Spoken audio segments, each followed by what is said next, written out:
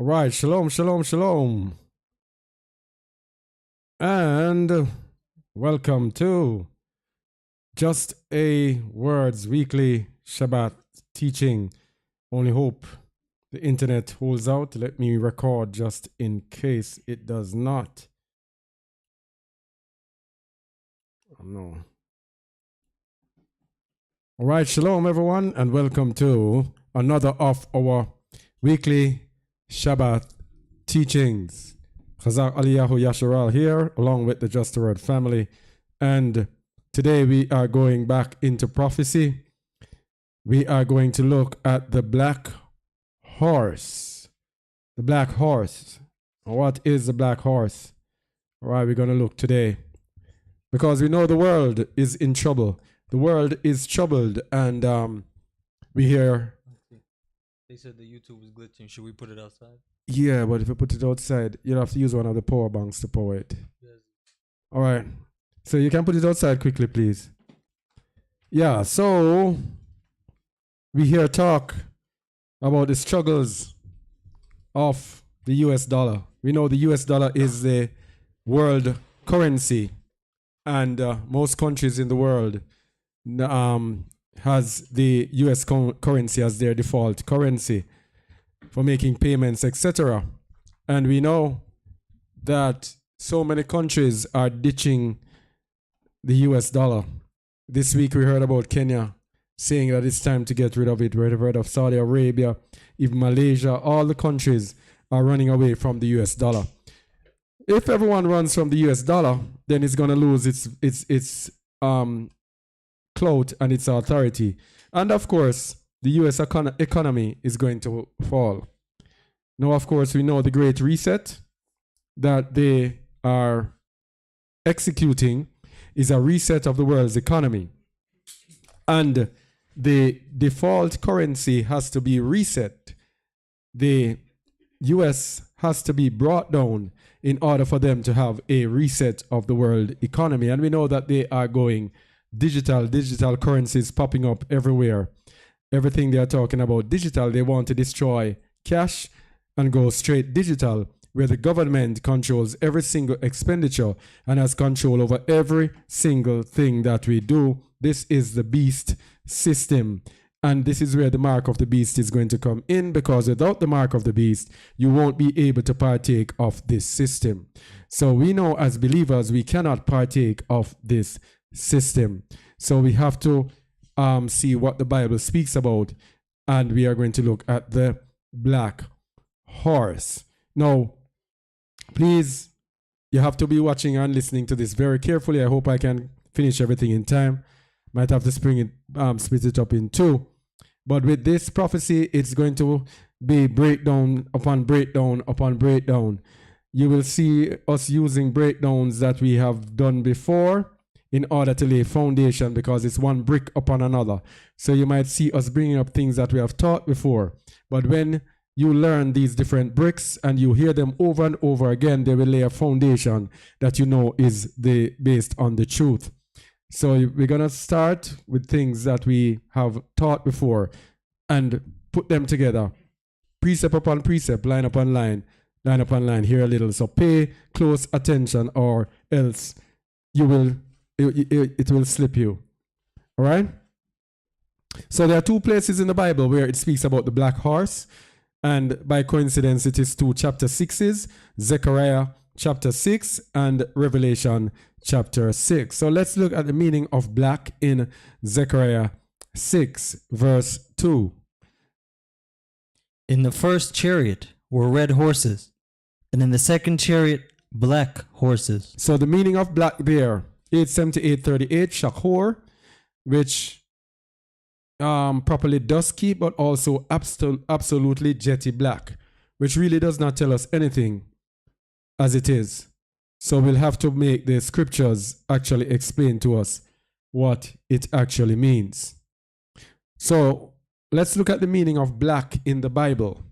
And I got this from the internet because I think that this website kind of sums it up, instead of me going around and doing all of that. Okay?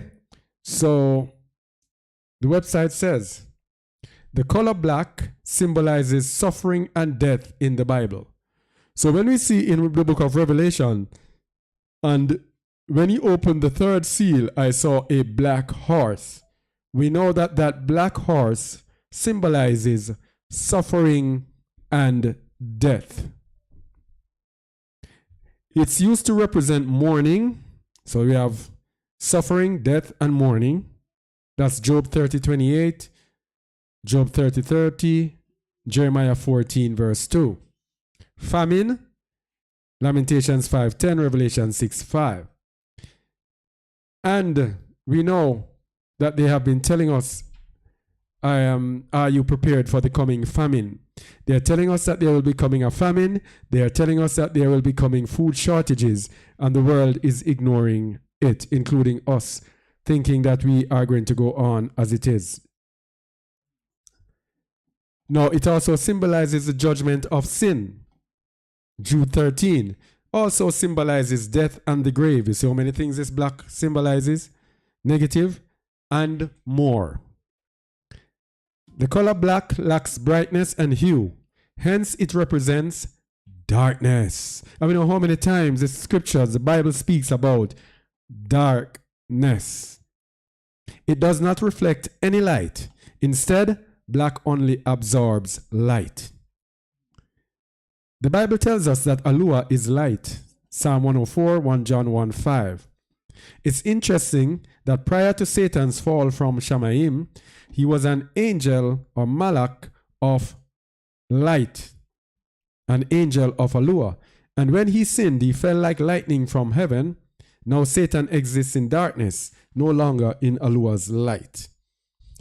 So we go to Exodus 10:21, just some verses that tell us about this darkness, this blackness.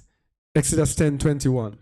And Yahuwah said unto Moshe, Stretch out thine hand toward Shamayim, that there may be darkness over the land of Egypt, even darkness which may be felt. Even darkness which may be felt. This happened in Egypt. Darkness is going to come again. In this case, not literally the darkness, but figurative darkness. Mourning, suffering, death is coming with the black horse. Matthew 27:45. Now from the 6th hour there was darkness over all the land unto the 9th hour. So when Hamashiach died, darkness came over the land. Now in the end time, we're going to show us the deliverance of the children of Israel. Darkness is going to come again, but this time over the whole world. Genesis 15:12 to 14. And when the sun was going down, a deep sleep fell upon Abram, and lo, an horror of great darkness fell upon him. And he said unto Abram, Know of a surety that thy seed shall be a stranger in a land that is not theirs, and shall serve them, and they shall afflict them 400 years. And also that nation, whom they shall serve, will I judge, and afterward shall they come out with great substance. So when the horror of darkness fell over Abram, that was when he was given this prophecy for the end times, the prophecy of our time when we would be delivered out of the hands of the oppressors. So as I said before, there are two mentions of black horse in the Bible, and let's go and look at the accounts just to lay the foundation. We won't look into them, we'll just read them, and then we'll go into looking in them. The first one is the book of Isaiah, Revelation 6, verses 1 to 6. Let me get the thing on, please. Yeah. This is for the end time. Go ahead. And I saw, when the Lamb opened one of the seals, and I heard, as it were the noise of thunder, one of the 4 beasts saying, Come and see. And I saw, and behold, a white horse, and he that sat on him had a bow, and a crown was given unto him, and he went forth conquering and to conquer. And when he had opened the second seal, I heard the second beast say, Come and see. And there went out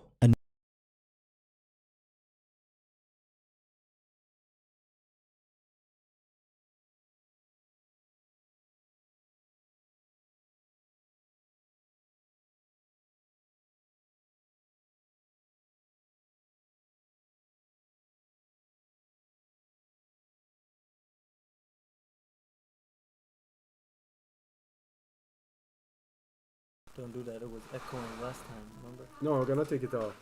All right, so we have a power cut here. So let us continue.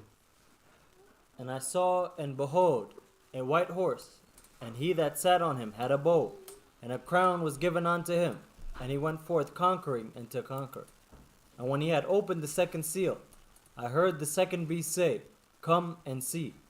And there went out another horse that was red, and power was given to him that sat thereon to take peace from the earth, and that they should kill one another. And there was given unto him a great sword. Mm-hmm.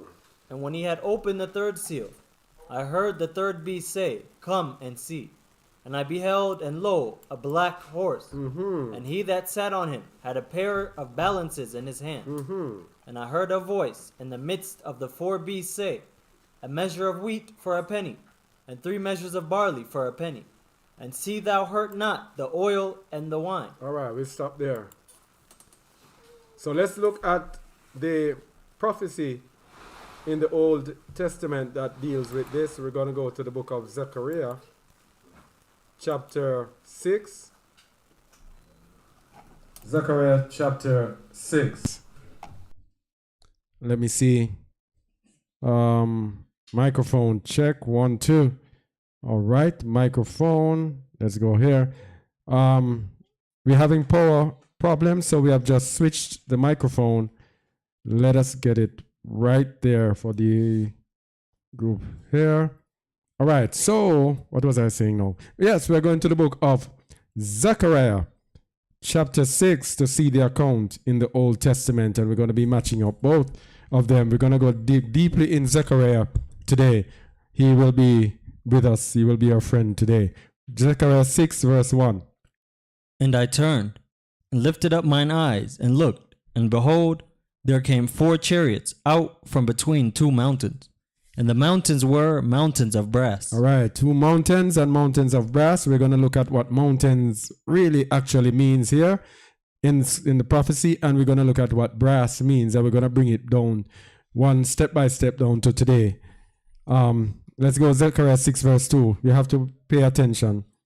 In the first chariot were red horses, and in the second chariot black horses, and in the third chariot white horses, and in the fourth chariot grizzled and bay horses.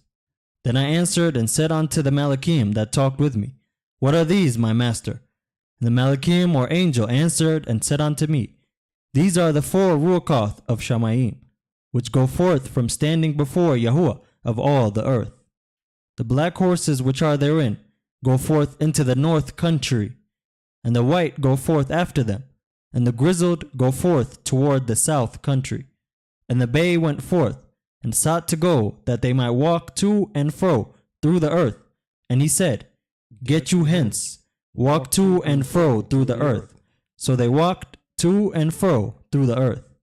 Then cried he upon me, and spake unto me, saying, Behold, these that go toward the north country have quieted my ruach in the north country. Continue.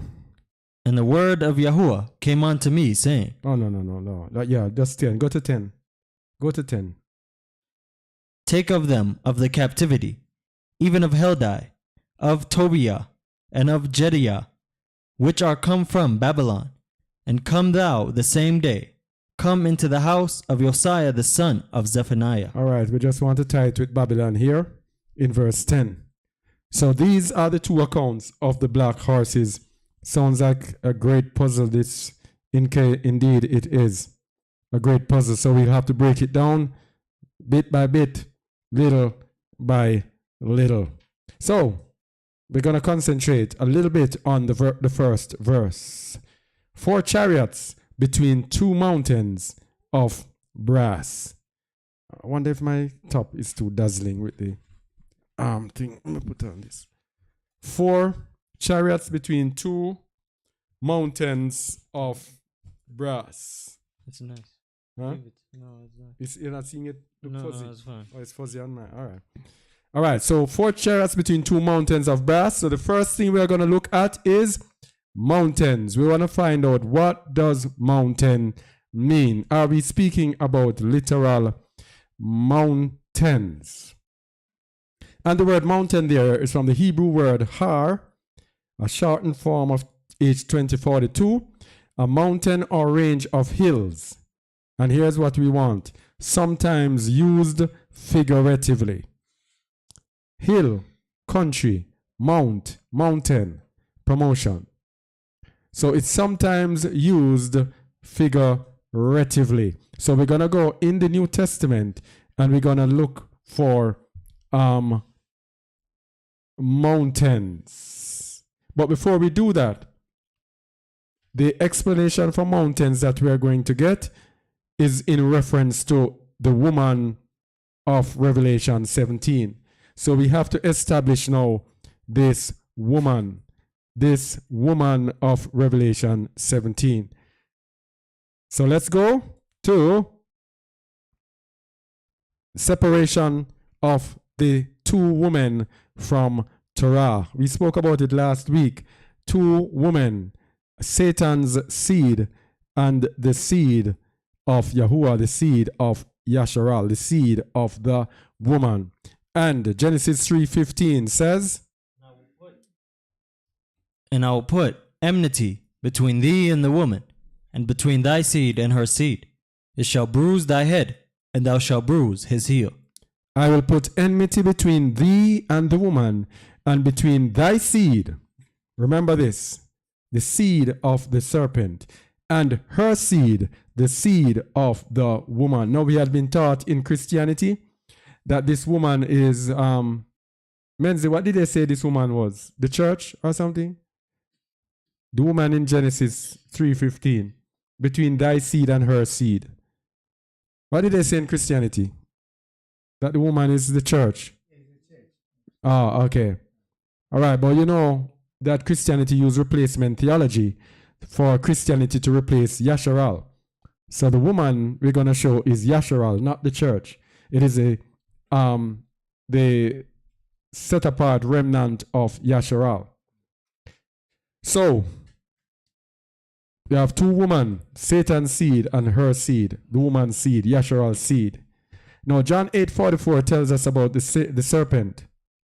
You are of your father, the devil, and the lusts of your father you will do.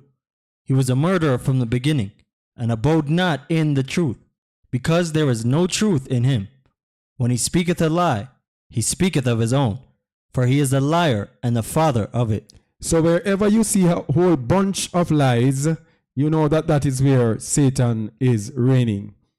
Now, through this ministry, we have shown up almost every day. We show up some lie or the other of the religion of Christianity. And we're going to show you that this religion of Christianity, this is the tool of the devil. This is Satan's woman that he uses over this earth to fight against the seed of Yasharal. So the serpent's seed is false religions led by Christianity. And this is given to us in Revelation 17 verse 4. Remember, we're proving mountains, but we have to do it bit by bit. We have to pay attention. Revelation 17:4. And the woman was arrayed in purple and scarlet color, and decked with gold and precious stones and pearls, having a golden cup in her hand, full of abominations and filthiness of her fornication. And upon her forehead was a name written, Mystery Babylon the Great, the mother of harlots and abominations of the earth. All right. So we have this woman arrayed in purple and scarlet color. And we don't have to look far away from Catholicism that is clothed in purple and scarlet, decked with gold and precious stones, and having a golden cup in their hand, leading their ceremonies. And it says, upon her forehead was a name written, Mystery, Babylon the Great, the mother of harlots and the abominations of the earth. So this Catholic Church is the leader of Babylon, leading the harlots. The harlots refer to women, which are religious orders. So the Catholic Church leads all religions of this world in rebellion, in rejection against the Most High and against Yasharal. Verse 6. And I saw the woman drunken with the blood of the saints and with the blood of the martyrs of Yahusha. And when I saw her, I wondered with great admiration. So the woman was drunken with the blood of the saints, and we know the history of the Catholic Church and their inquisitions, how many millions of people they murdered, how many millions of Israelites they murdered during the year, according to recorded history. Millions of people. This is them. So remember, we're speaking about mountains. We're just laying a foundation. So the mountains, let's go back to Zechariah 6 verse 1 so we don't forget it. And I turned and lifted up mine eyes and looked, and behold, there came 4 chariots out between 2 mountains, and the mountains were mountains of brass. Go to Revelation 17:9 now. And here is the mind which hath wisdom. The 7 heads are 7 mountains, on which the woman sitteth. So we have this woman, this false woman, this Babylon the Great, the mother of harlot, sitting on 7 mountains. Now this is one of the greatest errors of people who are seeking after understanding prophecy and revelation prophecy, not understanding what this word mountain means. That's why we're paying attention to it. Those who are with us or have been with us for a time will understand it, but it is important that the world understands it, because many people are basing their prophecies not on a false understanding of this word mountain. All right? And this was given to us by Yahuwah, and nobody showed it to us. But when we speak it, nobody seems to believe it, of course, because we are nobodies. But you are going to see that they have been wrong. Because it says, the 7 heads are 7 mountains on which the woman sitteth. And what do they do with prophecy? They are looking for a city where there are 7 hills. A city set on 7 hills. But I did a search and there were 90 odd cities I found set on 7 hills. So which one of them can it be? So they are saying Rome sits on 7 hills. But so does so many 90 odd other cities worldwide. So how can this be the true meaning of mountains? So let's go to Revelation 17:1 and see what we get.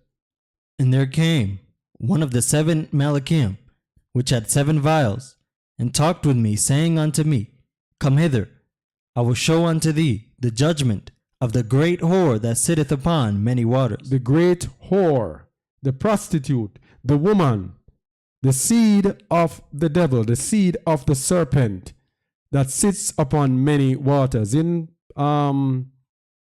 prophecy again, waters there can refer to many people. The sea refers to many people as well. Revelation 17:2. With whom the kings of the earth have committed fornication, and the inhabitants of the earth have been made drunk with the wine of her fornication. Continue. So he carried me away in the ruach into the wilderness, and I saw a woman sit upon a scarlet-colored beast, full of names of blasphemy, having 7 heads and 10 horns. So we have a great whore. We have a woman sitting upon a scarlet-colored beast, full of names of blasphemy, having 7 heads and 10 horns. Of course, all of this we've proven before. We have shown before. We've shown the names of blasphemy in our previous videos. We won't go through it today. It will take an eternity. A scarlet-colored beast. We've shown that before in our teachings. You just need to go to our YouTube videos and look for the prophetic videos that we did. We showed who the woman is, and we showed the 7 heads of the beast. The only thing we hadn't shown is the 10 horns, which are 10, we believe, are 10 districts that will be set up in this new world order. The world will be divided into 10, and people will be given 10. There will be 10 different areas of administration. So the woman sits upon the scarlet-colored beast. Now remember, in Genesis 3:15, it says that the enmity will be put between Satan's seed and to Yasharal's seed. So what Satan has done throughout the years is he has tried to remove memory of this woman's seed, of the seed of Israel. He has tried his utmost best to make sure that the children of Israel are not remembered. Scattered us, sent us into captivity, and took away our names, our languages, our heritage, took away everything from us.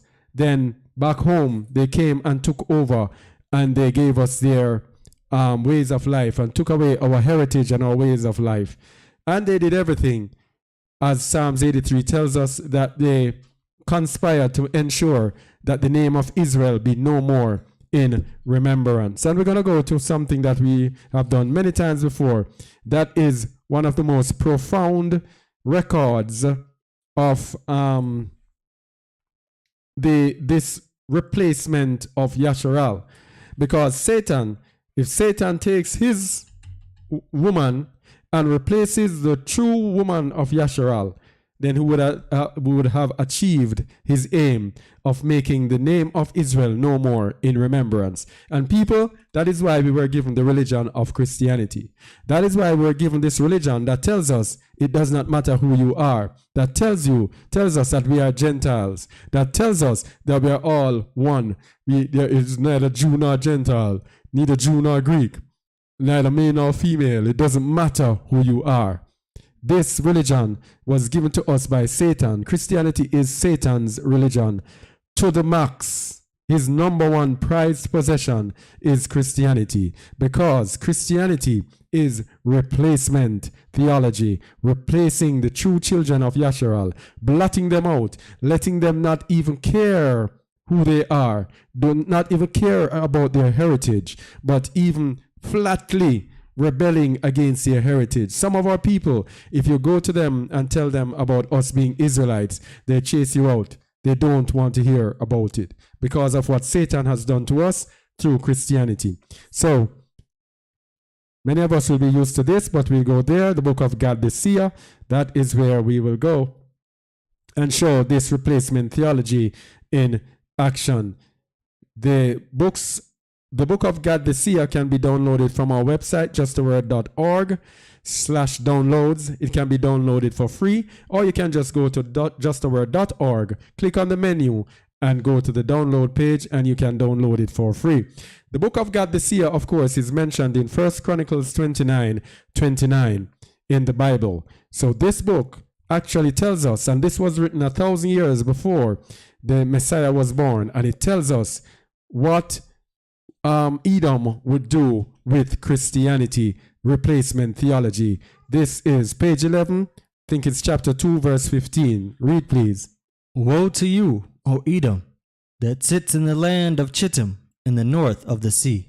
Anyone who knows Chittim or Kittim or Chittim knows that this is Rome. In the book of Jubilees, it tells you that Kittim are the Romaim. I think it's chapter 10, verse 16, I think.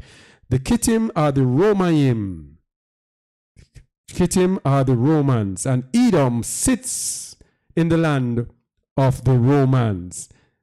That is how Edom gets to be the white man, the white Western Europeans, because the Romans had their kingdom that spanned much of Western Europe, and the Romans have a history of whenever they rule a kingdom, they assimilate with the people who are there. They interbreed with the people who are there. That is how we get the Western Europeans being the Edomites today. Continue. For your destroyers will emerge from a terrible nation. They will not leave you a remnant, for you have said, I sit on high, and only I have a covenant with the Alua of Elohim. For Yahuwah chose me instead of his holy people, for he abhorred them. All right, so this is the spirit of Christianity right there. I sit on high, and only I have a covenant with the Alua of Elohim. Isn't this what Christianity says? If you are not a Christian, you're dead.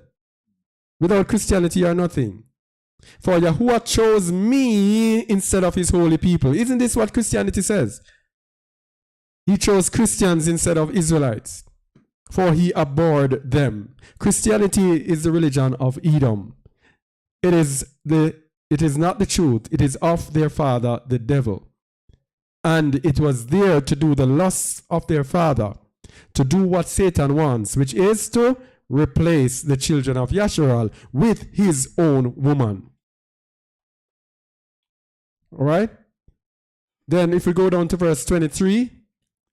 Your corpses will fall among my people. So what we're going to show, it's not only Christianity that is a partaking of this replacement theology, it is also Judaism, because these verses are going to show who these Jews are, show that they are Edomites. Because remember, they gave us that country called Israel and say these are the people of the Most High. The book of God this year are going to tell you that they are Edomites. Verse 23. Your corpses will fall among my people. O jealous Yahuwah, come out. Come out of your place and smite Edom. Consume them. Come to Zarephath. Come to Sepharad. Come to Ashkenaz. Come to Garmania. They shall come and fall in the lowest pit, in destruction and in the shadow of death. For your mouth will fail you, and no one will help you. All right, so here's how we know that this is speaking about the Jews. The Sephardic Jews is the second largest set of Jews in the world. The Ashkenazi Jews are the largest set of so-called Jews in the world. Garmania is where they started their movement out. Their language, Yiddish, is mixed with German. So all three, the Zarephath, except Zarephath, all three, Sepharad, Ashkenaz, and Germania, are pointing to these people who say they are Jews and are not. So we have the Christianity was spoken first, now we have Judaism. The two sets of people who want to replace the true true children of Yasharal. Let us establish that. All right, so let's go back and look at the seat of Satan and the synagogue of Satan. These two that we just read, the Jews and the Christians. The Christians are the seat of Satan, as we can see, and the Jews are the synagogue of Satan. So how do we know that Christianity is the seat of Hasatan? I think we looked at this before. We won't go into it in much detail because it will take too much time. These prophecies really take time. So I'm touching them because we have touched them before. Revelation 2 verse 12. And to the Malachim of the assembly in Pergamus write, These things saith he, which hath the sharp sword with two edges. I know thy works, and where thou dwellest, even where Hasatan's seat is. And thou holdest fast my name, and hast not denied my emunah, even in those days wherein Antipas was my faithful martyr, who was slain among you where Satan dwelleth. Remember, we looked at Revelation 17, and we said that what these people do is just kill the people of the Most High, and they did it in the Inquisition. Here it is telling you that they slew Yahusha's faithful martyr. This is what they do. They kill the people of the Most High. Revelation 2:14. But I have a few things against thee, because thou hast there them that hold the doctrine of Balaam, who taught Balak to cast a stumbling block before the children of Yasharel, to eat things sacrificed unto idols, and to commit fornication. All right, I think there's more about this, and I don't think, but we're just going to deal with this. The doctrine of Balaam, who taught Balak to cast a stumbling block before the children of Yasharal. Remember, this is what we said Christianity does. Puts a stumbling block before the children of Yasharal, telling them that it doesn't matter who they are, but they go one step further. They pollute them with all sorts of food and lead them to commit fornication. You know, fornication refers to another sin. Fornication is synonymous with idolatry. So what does Christianity do to our people to get them into idolatry? They get us to worship Cesare Borgia, get us to worship a man as the Most High. That is the fornication that they got us to do. But we won't go deeper into Pergamos. We went deeply into it in our teaching. This is Christianity, the seat of Satan. And Revelation 17, that tells us that this woman, clothed in purple and scarlet, is Babylon the Great, the mother of harlots. This is Christianity. Go to verse 15. Oh yeah, I knew there was more. Revelation 2:15. We're not done with Christianity as yet. So hast thou also them that hold the doctrine of the Nicolaitans, which thing I hate. Repent, or else I will come unto thee quickly, and will fight against them with the sword of my mouth. So there's still time for you to repent, to get out of this abominable religion called Christianity. It says,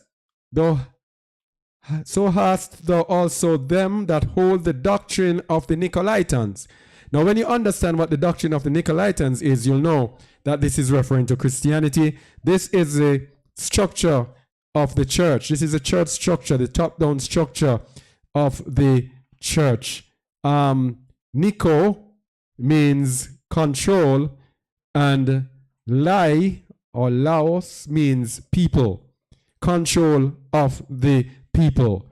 This is what Christianity achieves with their structure, their top-down structure, the pastor at the top or bishop, whatever, and then they come down and they control the people, not letting the people understand the way of truth, but controlling the minds of the people. This is Nicolaitanism, Christianity. So we also have the synagogue of Satan from God the Seer. Revelation 2:9. I know thy works, and tribulation and poverty, but thou art rich. And I know the blasphemy of them which say they are Jews and are not, but are the synagogue of Satan. But are the synagogue of Satan. So we have the synagogue of Satan and we have the seed of Satan. This was brought out in the book of God the Seer. Seat of Satan, Christianity. The synagogue of Satan, Judaism. And both of them are sister religions. So that those are two women. And these two women, of course, are in the book of Zechariah 5, verse 5. But we also now have the righteous seed, the seed of the woman's seed, which is Yasharal. Remember, we're still showing mountains, but we have to go through these women in order to show mountains. So let's look at the woman's seed, which is Yasharal. And this is in Revelation 12, verses 13 to 17.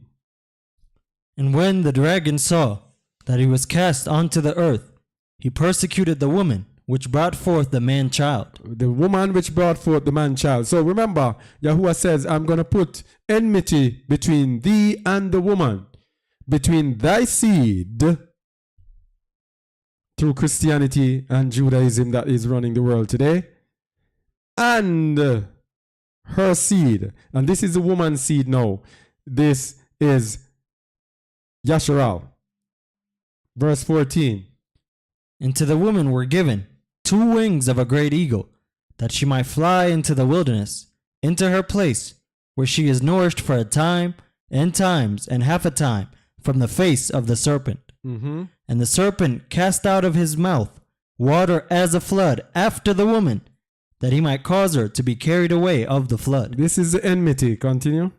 And the earth helped the woman, and the earth opened her mouth, and swallowed up the flood which the dragon cast out of his mouth.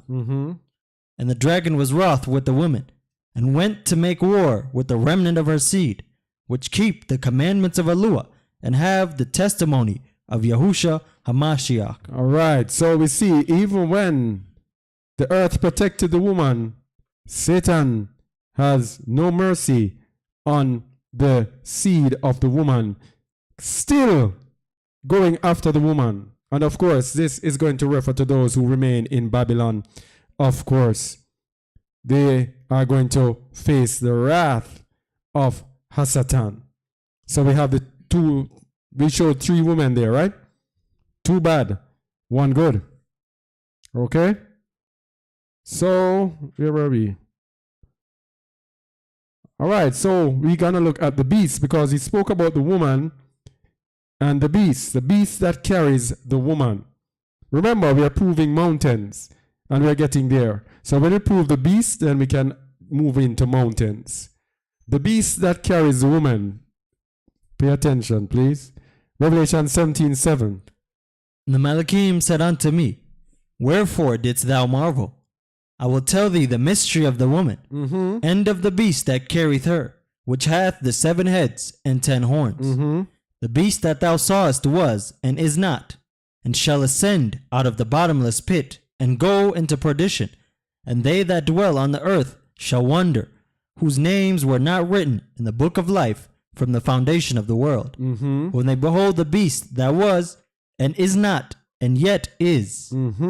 So who's going to wonder? Those whose names are not written in the Lamb's book of life. For the rest of those people, we will not want to have anything to do with this beast.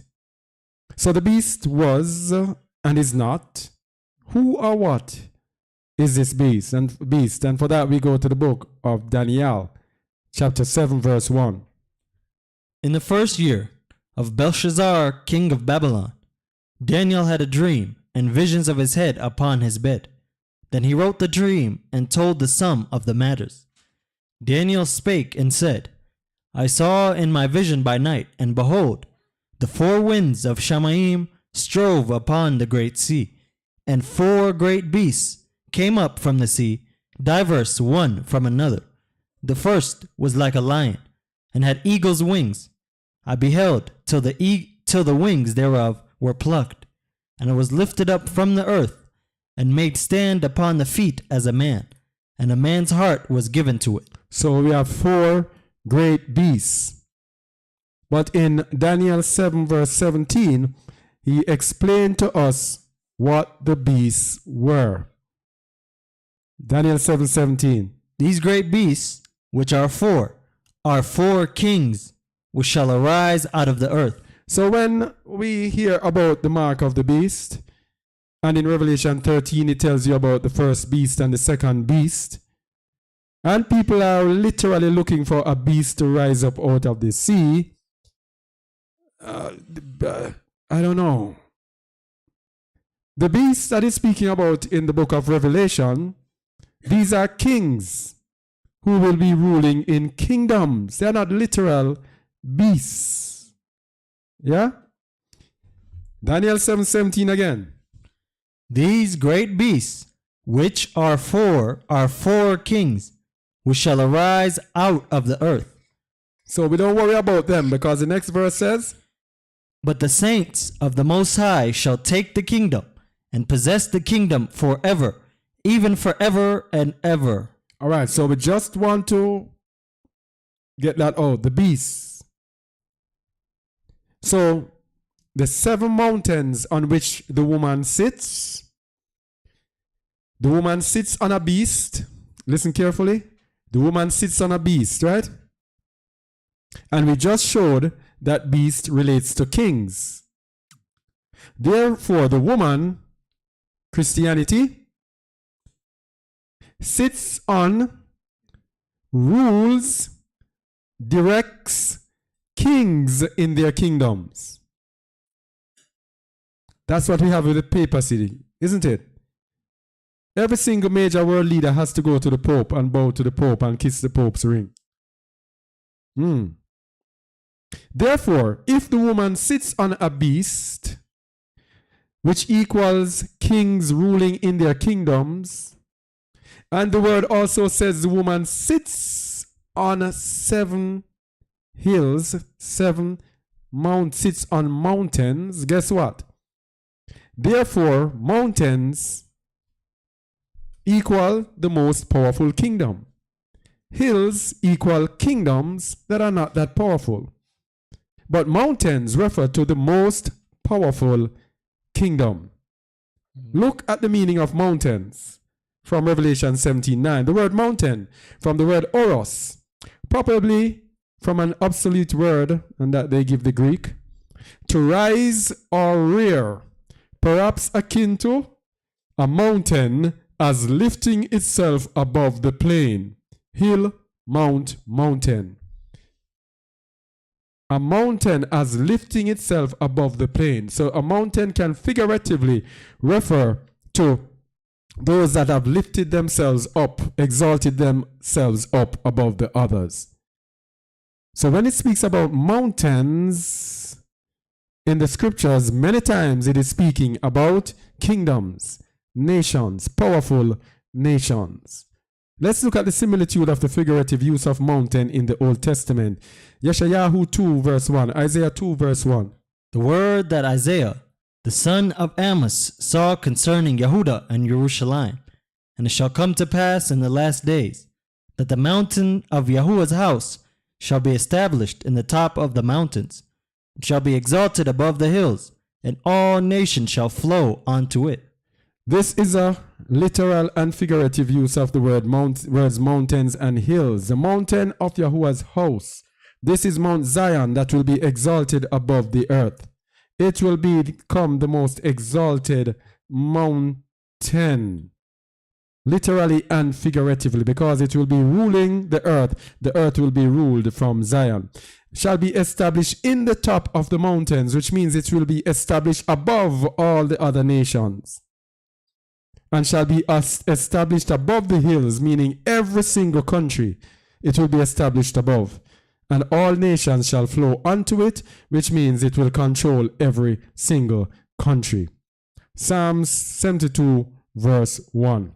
A psalm for Solomon. Give the king thy judgments, O Alua, and thy righteousness unto the king's son. Remember, Shulamah or Solomon is the similitude of Yahushua HaMashiach, just as Joseph also is the similitude of Yahusha. So let's see what it says about Shulamah. Verse 2. He shall judge thy people with righteousness, and thy poor with judgment. The mountains shall bring peace to the people, and the little hills by righteousness. Yea, all kings shall fall down before him. All nations shall serve him. If you notice in verse 3, it tells you about the mountains and the little hills. And then in verse 11, it tells you all kings. So it gives you the meaning of mountains and hills.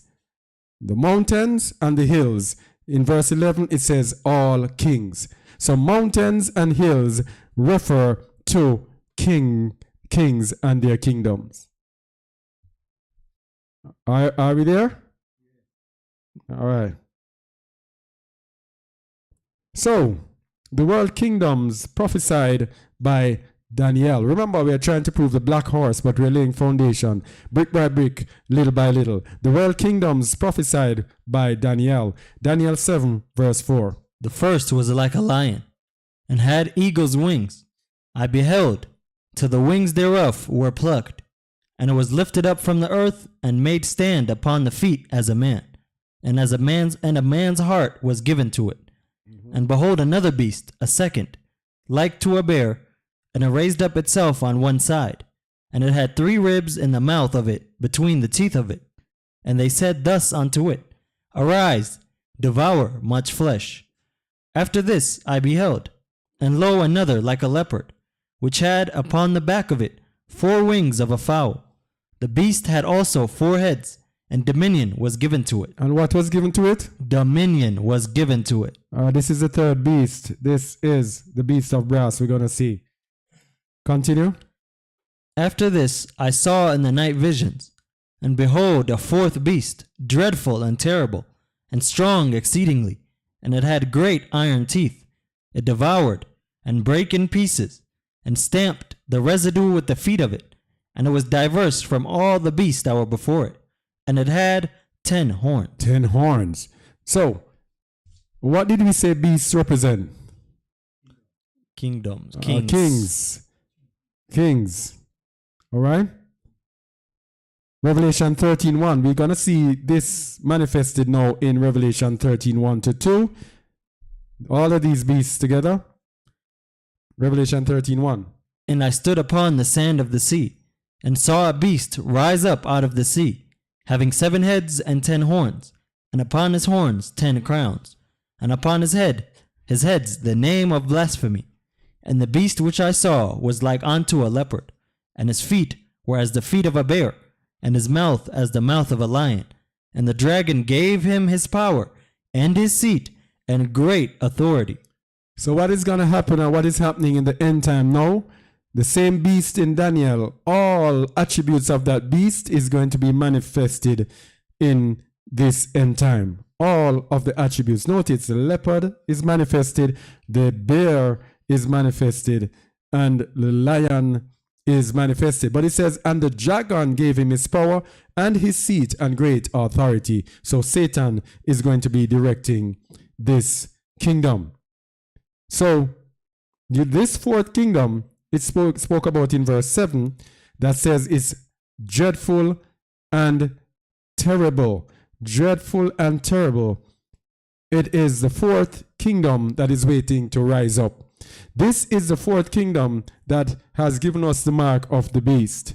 This fourth kingdom is rising up and wants us to have this great reset. This is the fourth kingdom that is working in the background and is going to change the entire world before our eyes. It's going to come and crash the economies of this world. And woe be unto this world when this kingdom actually makes their true move. Revelation 13:2. And the beast which I saw was like unto a leopard, and his feet were as the feet of a bear, and his mouth as the mouth of a lion. And the dragon gave him his power and his seat and great authority. Revelation 13:3. And I saw one of his heads as it were wounded to death, and his deadly wound was healed, and all the world wondered after the beast. His deadly wound was healed. This fourth kingdom is the ever-present kingdom of Rome. The kingdom of Rome, if you go into history, knew their power came to a head. I don't remember which century, but at the zenith of their power, they controlled much of Western Europe, Northern Africa, Southwestern Asia, all over the place. Then, when the kingdom of Rome, it was split into East and West, and then I think it was the Eastern Europe that declined first, and then it was replaced with the Holy Roman Empire. And the old Holy Roman Empire, I think it went on for a long time, maybe 1,000 years, was it? I don't remember. But it went on for a long time. And then Rome went into the background through the leadership of the kingdom of Edom, through their people who went into the world. The world was led one of the times by Spain, children of Edom. It was led by Portugal one of the time, children of Edom.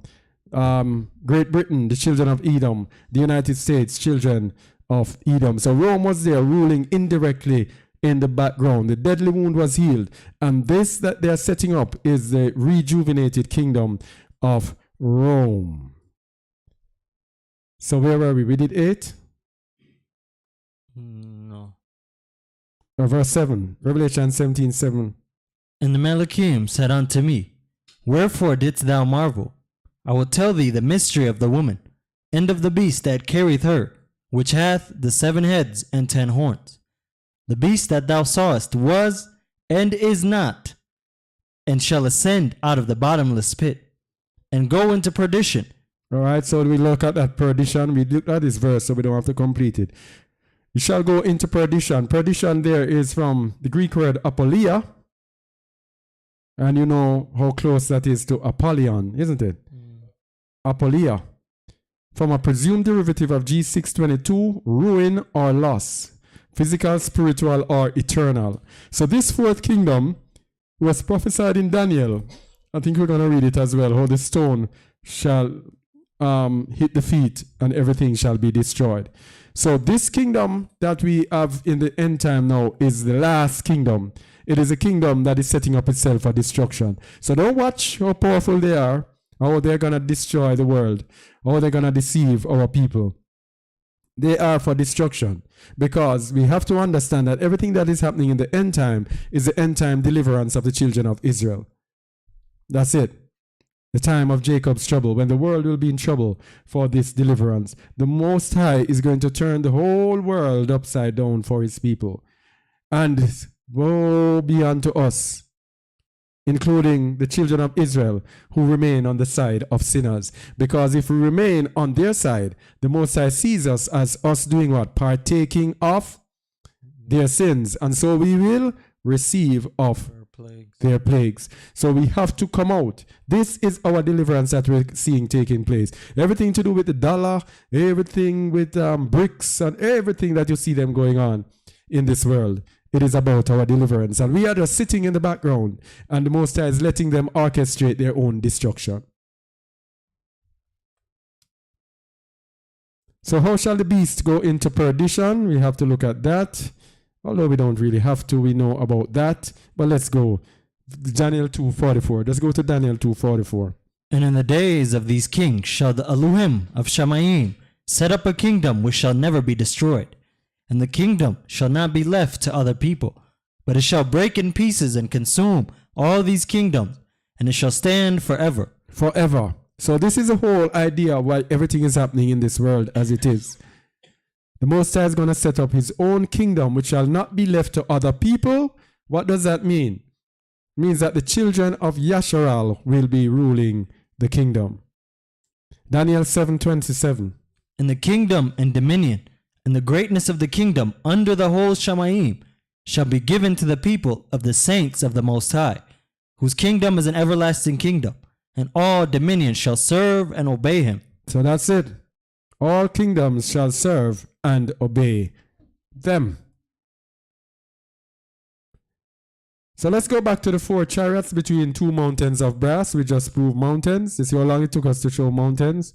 Let's go now to 4 chariots between 2 mountains of brass. So we look at mountains and look at mountains meaning kings and kingdoms. Kingdoms. All right. Beasts were kings. Mountains are kingdoms. So let's see. Read Zechariah 6 verse 1 again. And I turned and lifted up mine eyes and looked, and behold, there came 4 chariots out from between 2 mountains, and the mountains were mountains of brass. Oh, of brass. But we didn't show brass, did we? We didn't show brass in Daniel. It's Daniel 2. Let me see. We have to show Daniel 2 referring to brass before we go here. Daniel 2.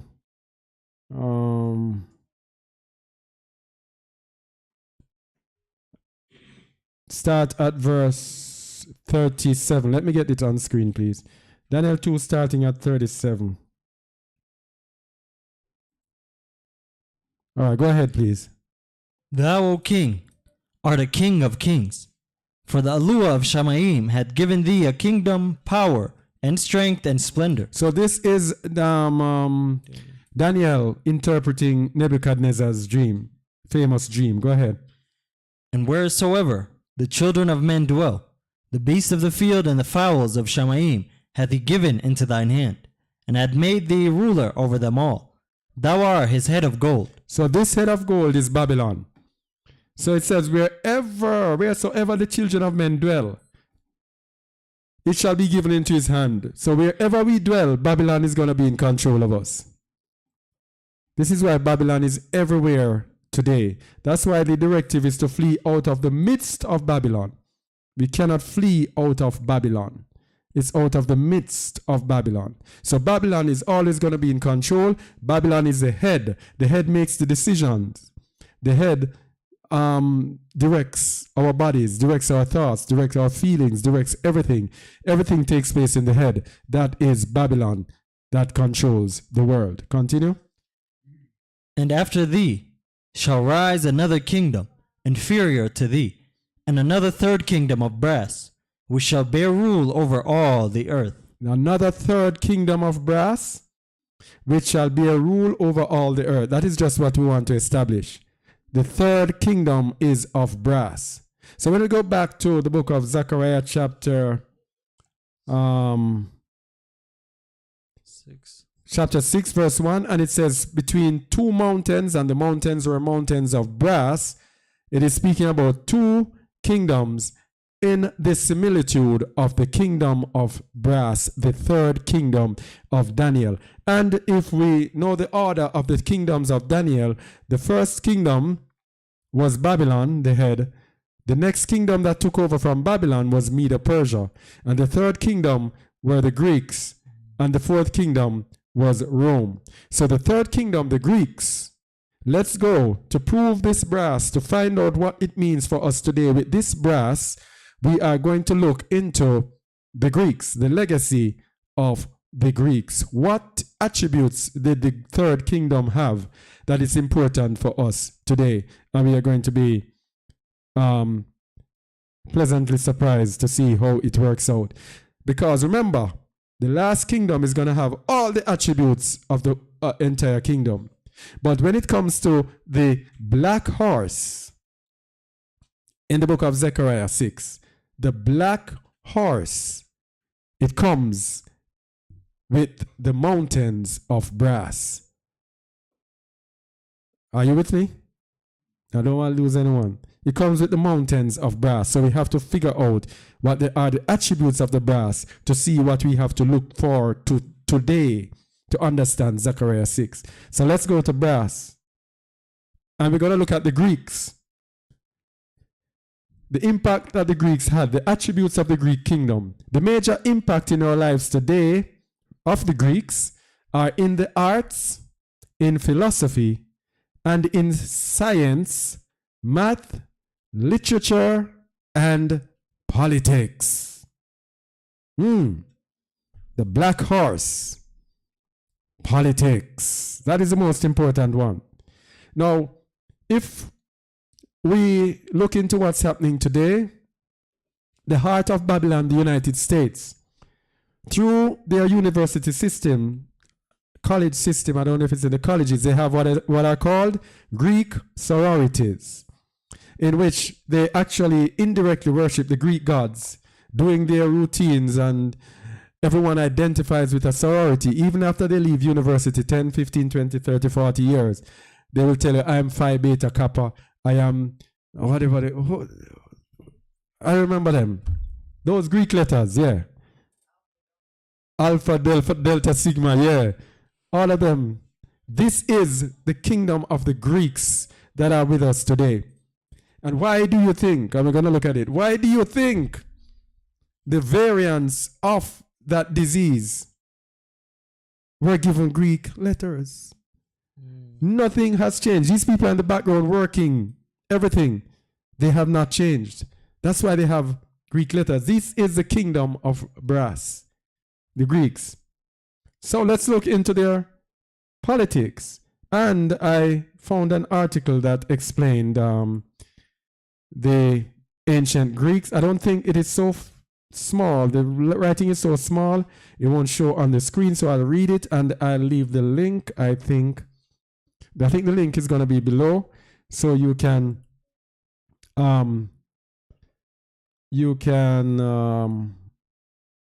read it on your own to see the attributes of the Greeks that are with us today.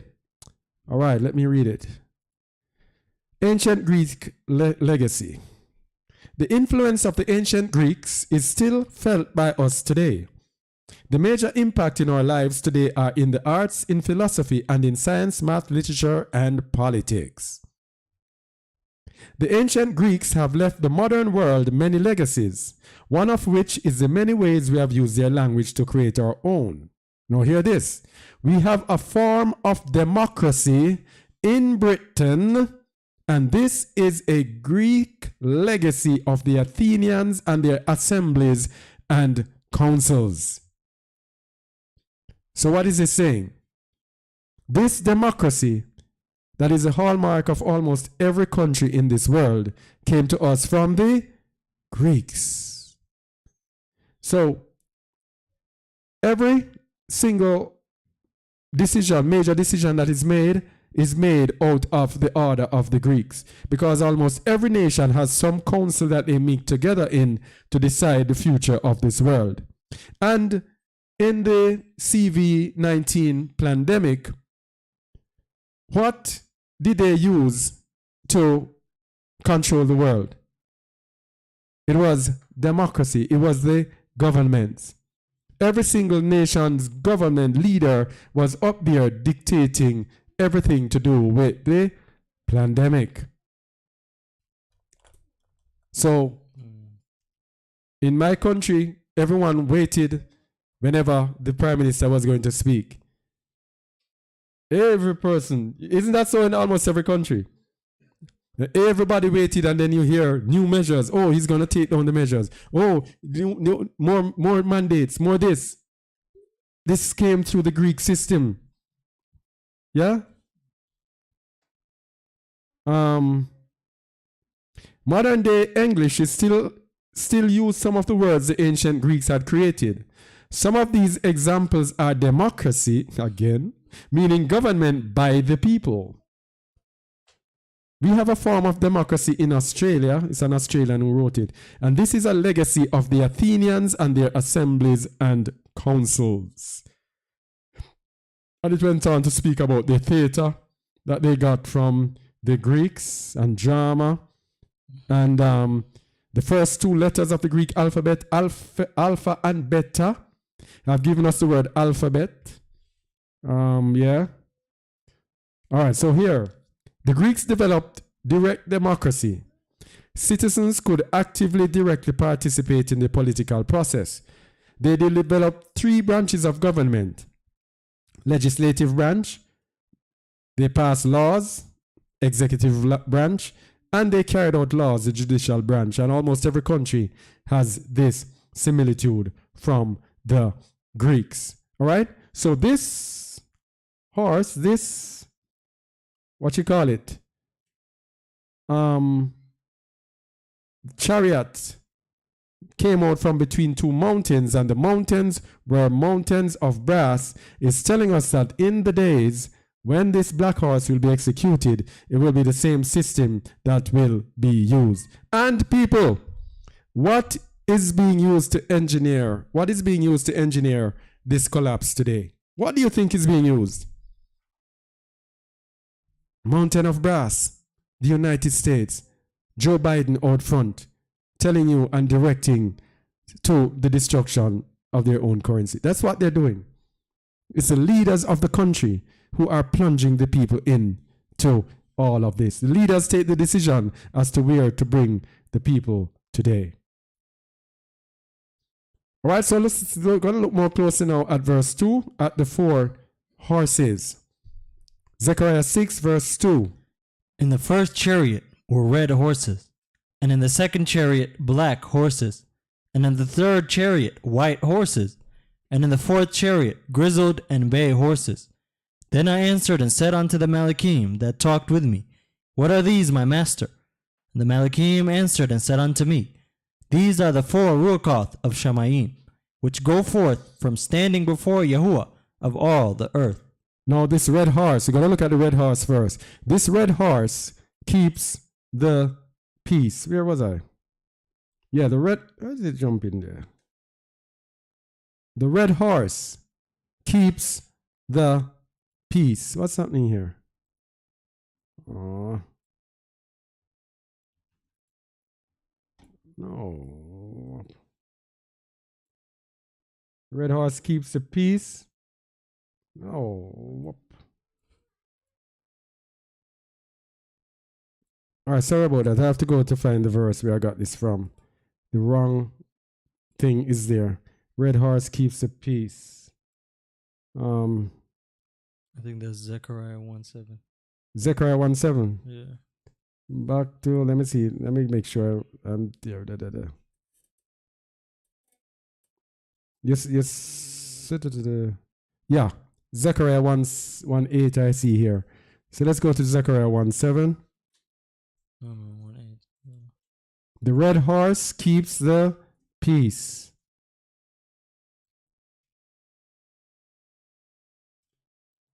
Yeah, start there, please. 8. Start at 8. I saw by night, and behold, a man riding upon a red horse, and he stood among the myrtle trees that were in the bottom, and behind him were there red horses, speckled and white. Mm-hmm. Then said I, O my master, what are these? And the Malachim that talked with me said unto me, I will show thee what these be. All right, so remember, we're actually proving the black horse, but we have to look at the red horse as well, because in the book of Revelation, the red horse comes before the black horse. Continue. And the man that stood among the myrtle trees answered and said, These are they whom Yahuwah hath sent to walk to and fro through the earth. And they answered the Malachim of Yahuwah that stood among the myrtle trees and said, We have walked to and fro through the earth, and behold, all the earth sitteth still and is at rest. All right, so these red horses, these red horses, their job is to make sure the earth is at rest. The earth sits still whenever the children of Israel are in punishment. Whenever the children of Israel are in punishment, the Most High gives authority to the other nations, to the red nations, to keep the earth still. These nations, Psalm 74 verse 4 says, they use their ensigns for signs. They use their flags for signs. These red nations are known by their flags. And we know the leaders or the leader of these nations is the red-flagged United States. That is why the United States is the world police, goes around and makes sure the earth is still and at rest. If there is any nation, think about the history. If there's any nation or any leader that rises up against the order of the United States is going to step in and is either going to go sanctions or is either going to go to all-out war. And when that nation is quieted, then they return and leave them alone. That is why the United States does not want to conquer any nation. Any nation that had the power of the United States, when they destroy these people, they would come in and take over their land. They don't do that. Their job before the Most High is to make sure the earth stays still. Verse 11.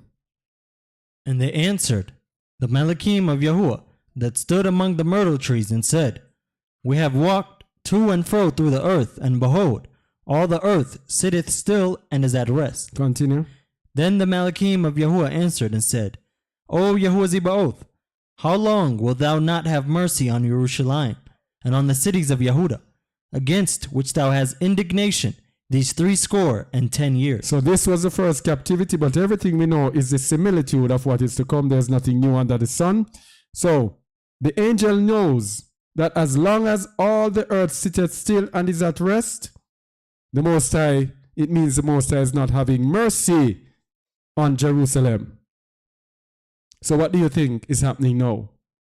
When the Most High stirs up the world with these horses, what do you think is happening? The earth will no longer be still. Therefore, the children of Israel are being delivered.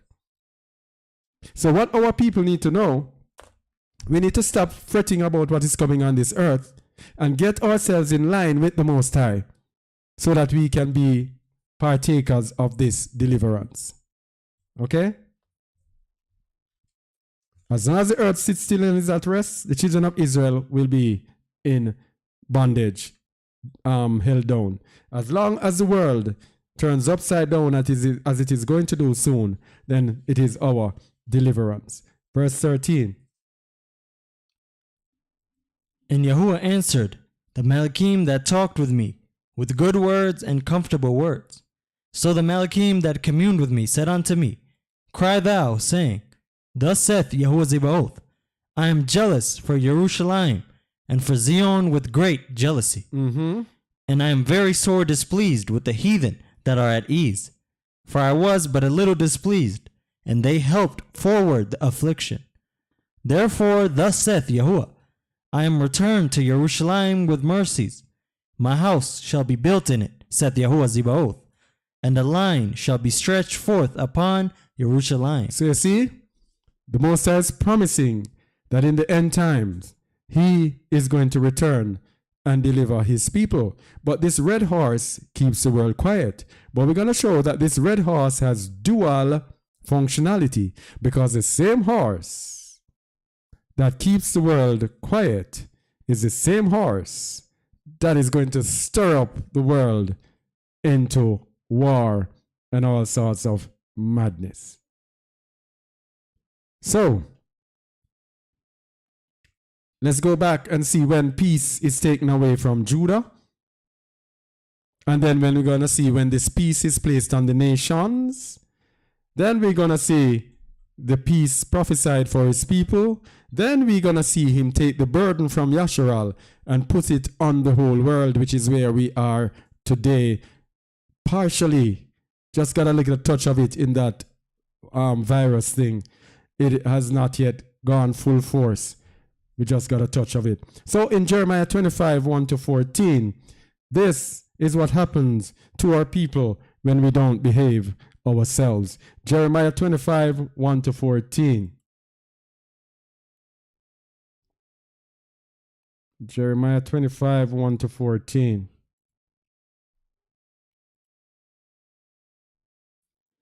The word that came to Yirmiyahu concerning all the people of Yehuda in the 4th year of Jehoiakim, the son of Josiah, king of Yehuda, that was the 1st year of Nebuchadnezzar, king of Babylon, the which Yirmiyahu the prophet spake unto all the people of Yehuda, and to all the inhabitants of Jerusalem, saying, from the 13th year of Josiah the son of Ammon, king of Yehuda, even unto this day, that is the 23rd year, the word of Yahuwah hath come unto me, and I have spoken unto you, rising early and speaking, but you have not hearkened. And Yahuwah hath sent unto you all his servants the prophets, rising early and sending them, but you have not hearkened, nor inclined your ear to hear. They said, turn ye again now every one from his evil way, and from the evil of your doings, and dwell in the land that Yahuwah hath given unto you, and to your fathers forever and ever. And go not after other Elohim to serve them, and to worship them, and provoke me not to anger with the works of your hands, and I will do you no hurt. Yet you have not hearkened unto me, saith Yahuwah, that you might provoke me to anger with the works of your hands to your own hurt. Therefore thus saith Yahuwah Zebaoth, because you have not heard my words, behold, I will send and take all the families of the north, saith Yahuwah, and Nebuchadnezzar, the king of Babylon, my servant, and will bring them against this land, and against the inhabitants thereof, and against all these nations round about, and will utterly destroy them, and make them an astonishment, and an hissing, and perpetual desolations. Verse 10. Moreover, I will take from them the voice of mirth, and the voice of gladness, the voice of the bridegroom, the voice of the bride, the sound of the millstones, and the light of the candle. So when the Most High is striking, this is what he does. Everything comes to a halt. Everything comes like it becomes a ghost town. Bustling city comes down to nothing. So this is what happened to Judah during his reign. But let's continue and see the process, because we know there's nothing new under the sun and he doesn't change. Herein is the process. So after he does that, here's what he will do. 11. And this whole land shall be a desolation and an astonishment, and these nations shall serve the king of Babylon 70 years. So we are now serving the king of Babylon how many umpteen years. Continue. And it shall come to pass, when 70 years are accomplished, that I will punish the king of Babylon and that nation, saith Yahuwah, for their iniquity, and the land of the Chaldeans, and will make it perpetual desolations. All right, so who will he punish now? He will punish Edom along with Babylon now. All right, for their iniquity, and will make it perpetual desolations. Verse 13. And I will bring upon that land all my words which I have pronounced against it, even all that is written in this book, which Yirmiyahu hath prophesied against all the nations. All right, you can leave it there. So after that happens now, and that happens to Judah, verse 15 to 38 tells you that it will be placed on the nations. This is how the Most High does it. Verse 15. For thus saith Yahuwah Eluah of Yasharel unto me, take the wine cup of this fury at my hand, and cause all the nations to whom I send thee to drink it, and they shall drink and be moved, and be mad because of the sword that I will send among them. All the nations. He's going to send a sword among all.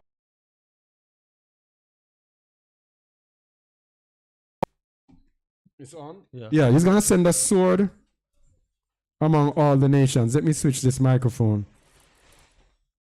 Oh, yes, that's good. Let me get back to this. All right, that's good. So he's going to send a sword among all the nations. Verse 16.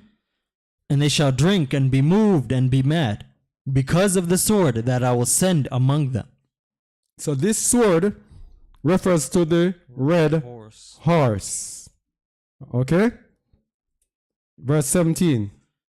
Then took I the cup at Yahuwah's hand, and made all the nations to drink unto whom Yahuwah had sent me. All right, so he named the nations there. And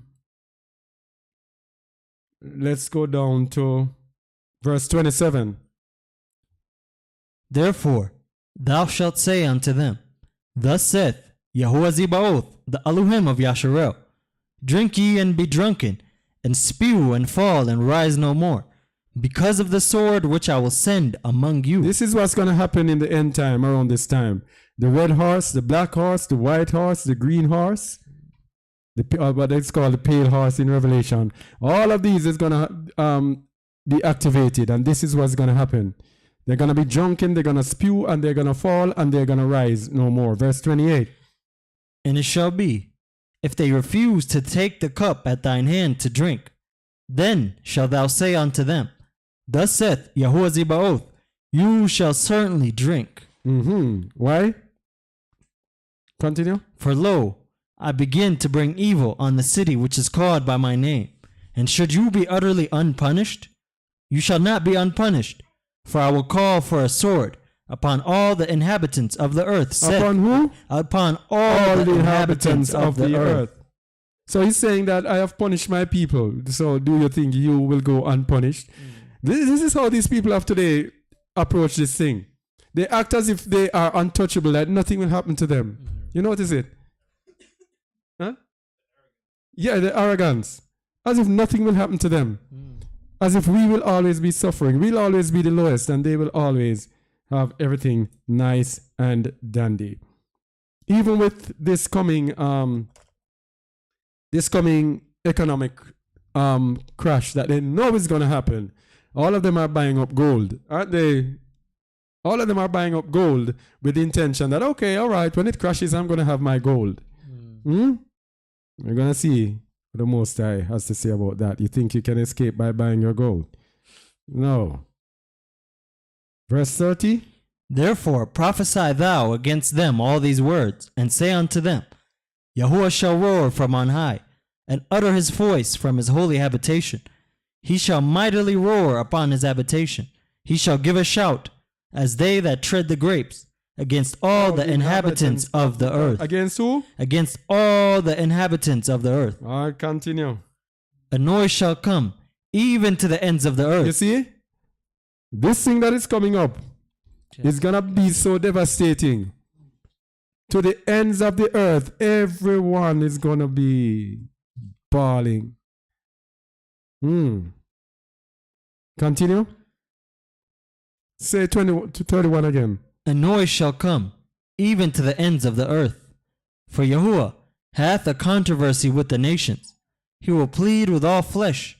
He will give them that are wicked to the sword, said Yahuwah. Thus saith Yahuwah Zebaoth, behold, evil shall go forth from nation to nation, and a great whirlwind shall be raised up from the coasts of the earth. And the slain of Yahuwah shall be at that day from one end of the earth, even unto the other end of the earth. Yay, continue. They shall not be lamented, neither gathered, nor buried. They shall be dung upon the ground. Oh boy. Continue. Howl, you shepherds, and cry, and wallow yourselves in the ashes, you principal of the flock. For the days of your slaughter and of your dispersions are accomplished, and you shall fall like a pleasant vessel. And the shepherds shall have no way to flee, nor the principal of the flock to escape. So these are what? It is the leaders of the earth, of the nations, right? Continue. A voice of the cry of the shepherds, and an howling of the principal of the flock shall be heard. For Yahuwah hath spoiled their pasture, and the peaceable habitations are cut down because of the fierce anger of Yahuwah. He hath forsaken his covert as the lion, for their land is desolate because of the fierceness of the oppressor, and because of his fierce anger. Oh boy. Not a nice look at all, at all, at all. But he prophesied peace or shalom for his people after. Jeremiah 33, 1-2. Jeremiah 33, 1-2. Read, please. Moreover, the word of Yahuwah came unto Yirmiyahu the second time, 1-2.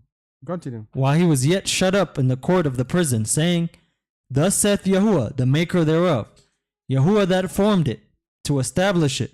Yahuwah is his name. Verse 3. Call unto me, and I will answer thee, and show thee great and mighty things which thou knowest not. For thus saith Yahuwah, the Elohim of Yasharel, concerning the houses of the city, and concerning the houses of the kings of Yehudah, which are thrown down by the mounts and by the sword. They come to fight with the Chaldeans, but it is to fulfill them with the dead bodies of men, whom I have slain in mine anger and in my fury, and for all whose wickedness I have hid my face from this city. All right, they come to fight with the Chaldeans. They come to fight against Babylon. Think about those people who are in Babylon who are getting themselves armed to fight. What does he say here? To fill them with dead bodies of men. Continue, verse 6. Behold, I will bring it health and cure, and I will cure them, and will reveal unto them the abundance of shalom and amat, or peace and truth. So this is why we say, people, we have to come in line with the Most High. This is what is there for us. He just pronounced upon the earth destruction and all sort of thing. But to us, he says, I will bring it health and cure, and I will cure them, and will reveal unto them the abundance of shalom and truth. Verse 7. And I will cause the captivity of Yehudah and the captivity of Yasharel to return, and will build them as at the first. And I will cleanse them from all their iniquity, whereby they have sinned against me. And I will pardon all their iniquities, whereby they have sinned, and whereby they have transgressed against me. What a promise. Go ahead. And it shall be to me a name of joy, a praise and an honor before all nations of the earth, which shall hear all the good that I do unto them, and they shall fear and tremble for all the goodness and for all the prosperity that I procure unto it. Wow. Continue. Thus saith Yahuwah, again there shall be heard in this place, which you say shall be desolate, without man and without beast, even in the cities of Yehudah, in the streets of Jerusalem that are desolate, without man and without inhabitant and without beast. Hey, so this is what's going to return. The voice of joy, the voice of gladness, the voice of the bridegroom, the voice of the bride, the voice of them that shall say, Praise Yahuwah Zebaoth, for Yahuwah is good, for his mercy endureth forever. And of them that shall bring the sacrifice of praise into the house of Yahuwah, for I will cause to return the captivity of the land as the first, saith Yahuwah. Thus saith Yahuwah Zebaoth, again in this place, which is desolate, without man and without beast, and in all the cities thereof, shall be an habitation of shepherds, causing their flocks to lie down. In the cities of the mountains, in the cities of the vale, and in the cities of the south, and in the land of Benjamin, and in the places about Jerusalem, and in the cities of Yehudah, shall the flocks pass again under the hands of him that telleth them, saith Yahuwah. Yada Yahuwah. Yada Yahuwah. So this is a promise for us throughout all of this. Okay?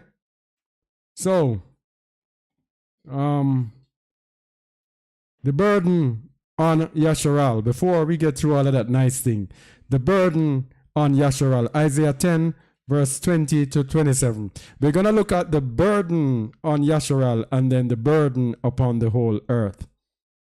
Isaiah 10, 20 to 27. I'm tired of reading today. Because the scripture going to speak, not me. Go ahead. And it shall come to pass in that day that the remnant of Yasharel. No, Isaiah 10. You said Isaiah 10:20, but you went to 27. I was at 27. Sorry, go ahead. And it shall come to pass in that day that the remnant of Yasharel, and such are escaped of the house of Jacob, shall no more again stay upon him that smote them, but shall stay upon Yahuwah, the Holy One of Yasharel, in truth. The remnant shall return, even the remnant of Jacob, unto the mighty Aluah. For though thy people Yasharel be as the sand of the sea, yet a remnant of them shall return. The consummation decreed, the consumption decreed, shall overflow with righteousness. So it is a righteous remnant that will return. Not all Israelites, not because you're an Israelite. It is a righteous remnant. The consumption decreed, the consumption that is decreed over the whole earth will produce righteousness in the children of Yasharal. Verse 23. For Yahuwah, Aluah Zebaoth, shall make a consumption, even determined, in the midst of all the land. So the Most High is going to make a consumption determined. And we're going to show that consumption determined is that disease that was on this earth that has brought forth many righteous. A lot of people have turned to the Most High through this CV thing. Anybody here got awakened during that time? Yeah. Huh? People here with us who say they were awakened through this consumption that was determined upon the earth. All right, so let's go. We look at Yasharal. Let's look at the burden that will be placed also on the earth. Isaiah 28, 14 to 26. We have to lay these foundation of prophecies to see where we are today. Isaiah 28, 14 to 26. Because if I tell you where we are today, you will not believe me. We need the proof scripturally. Let's go. Wherefore, hear the word of Yahuwah, you scornful men that rule this people which is in Jerusalem. Because you have said, we have made a covenant with death, and with Sheol are we at agreement. When the overflowing scourge shall pass through, it shall not come unto us, for we have made lies our refuge, and under falsehood have we hid ourselves. These are these people, and I've heard so many of these people who they are not even in any belief. They continue to live their lives in sin, and yet still they are telling you, I don't worry, I have God, and he will protect me, and he will guide me. This verse is for that. Verse 16. Therefore thus saith Yahuwah Aluah, behold, I lay in Zion for a foundation a stone, a tried stone, a precious cornerstone, a sure foundation. He that believeth shall not make haste. So after this, these persons now are saying that nothing is going to happen to us.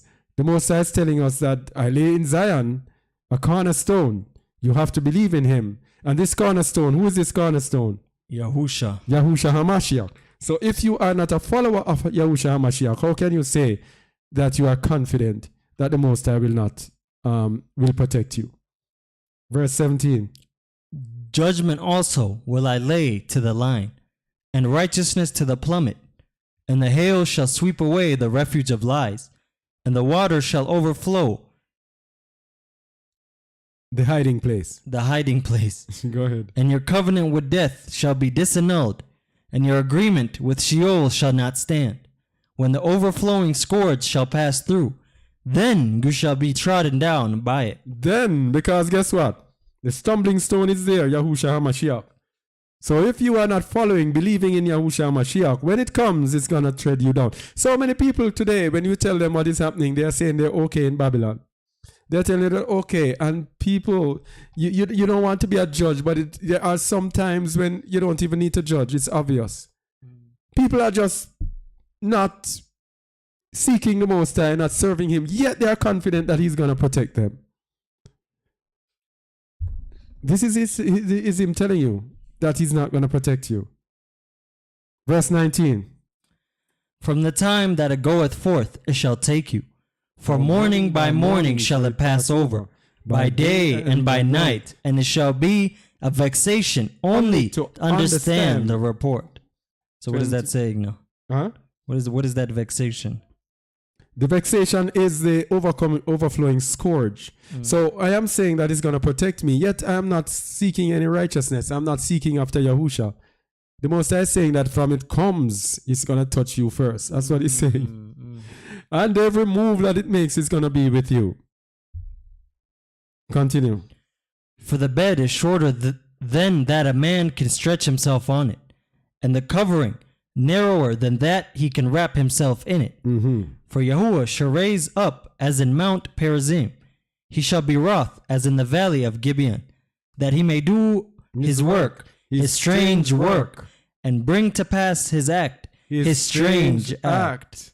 This is the disease that they put on the earth. You see the consumption determined upon the whole earth for the first four seals to kick in. Isaiah 28:22, we're going to show that. Isaiah 28:22. Now therefore, be you not mockers, lest your bands be made strong. For I have heard from Yahuwah Lu Azibaoth a consumption even determined upon the whole earth. This is the CV, whatever they call it. The consumption determined upon the whole earth that has produced a lot of righteousness, has made many people wake up and turn to the Most High. So, follow me please.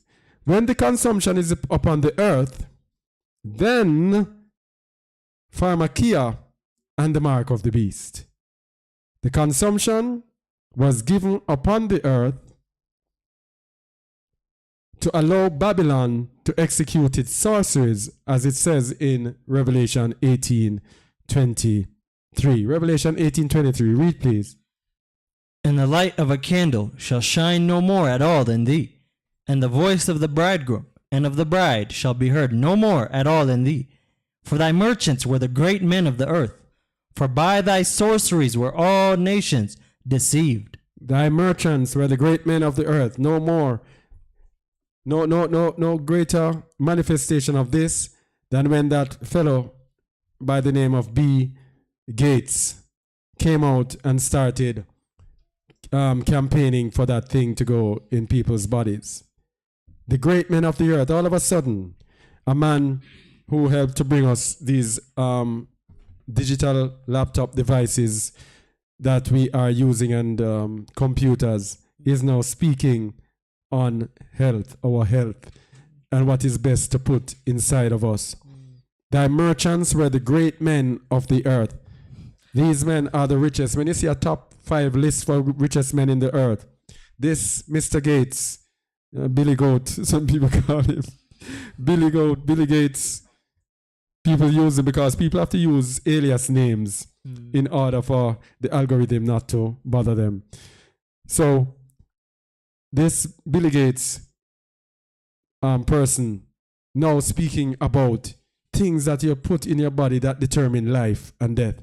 This is Revelation 18:23. Because it says, thy merchants were the great men of the earth, for by thy sorceries were all nations deceived. And if you look at the meaning of the word sorceries, it is the word pharmakia, which comes from G532, medication. That is by extension magic, literal or figurative. Pharmacy. So, pharmacy, and let's go into this word. Kind of haven't done it for some time, to look into the meaning of pharmakia. What was that again? Revelation Let me get this 18:23. All right, I want to get the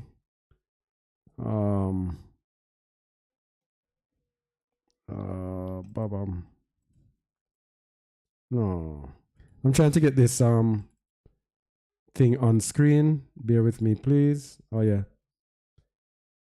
All right, so we're gonna go to Revelation 18:23, and what is the number there?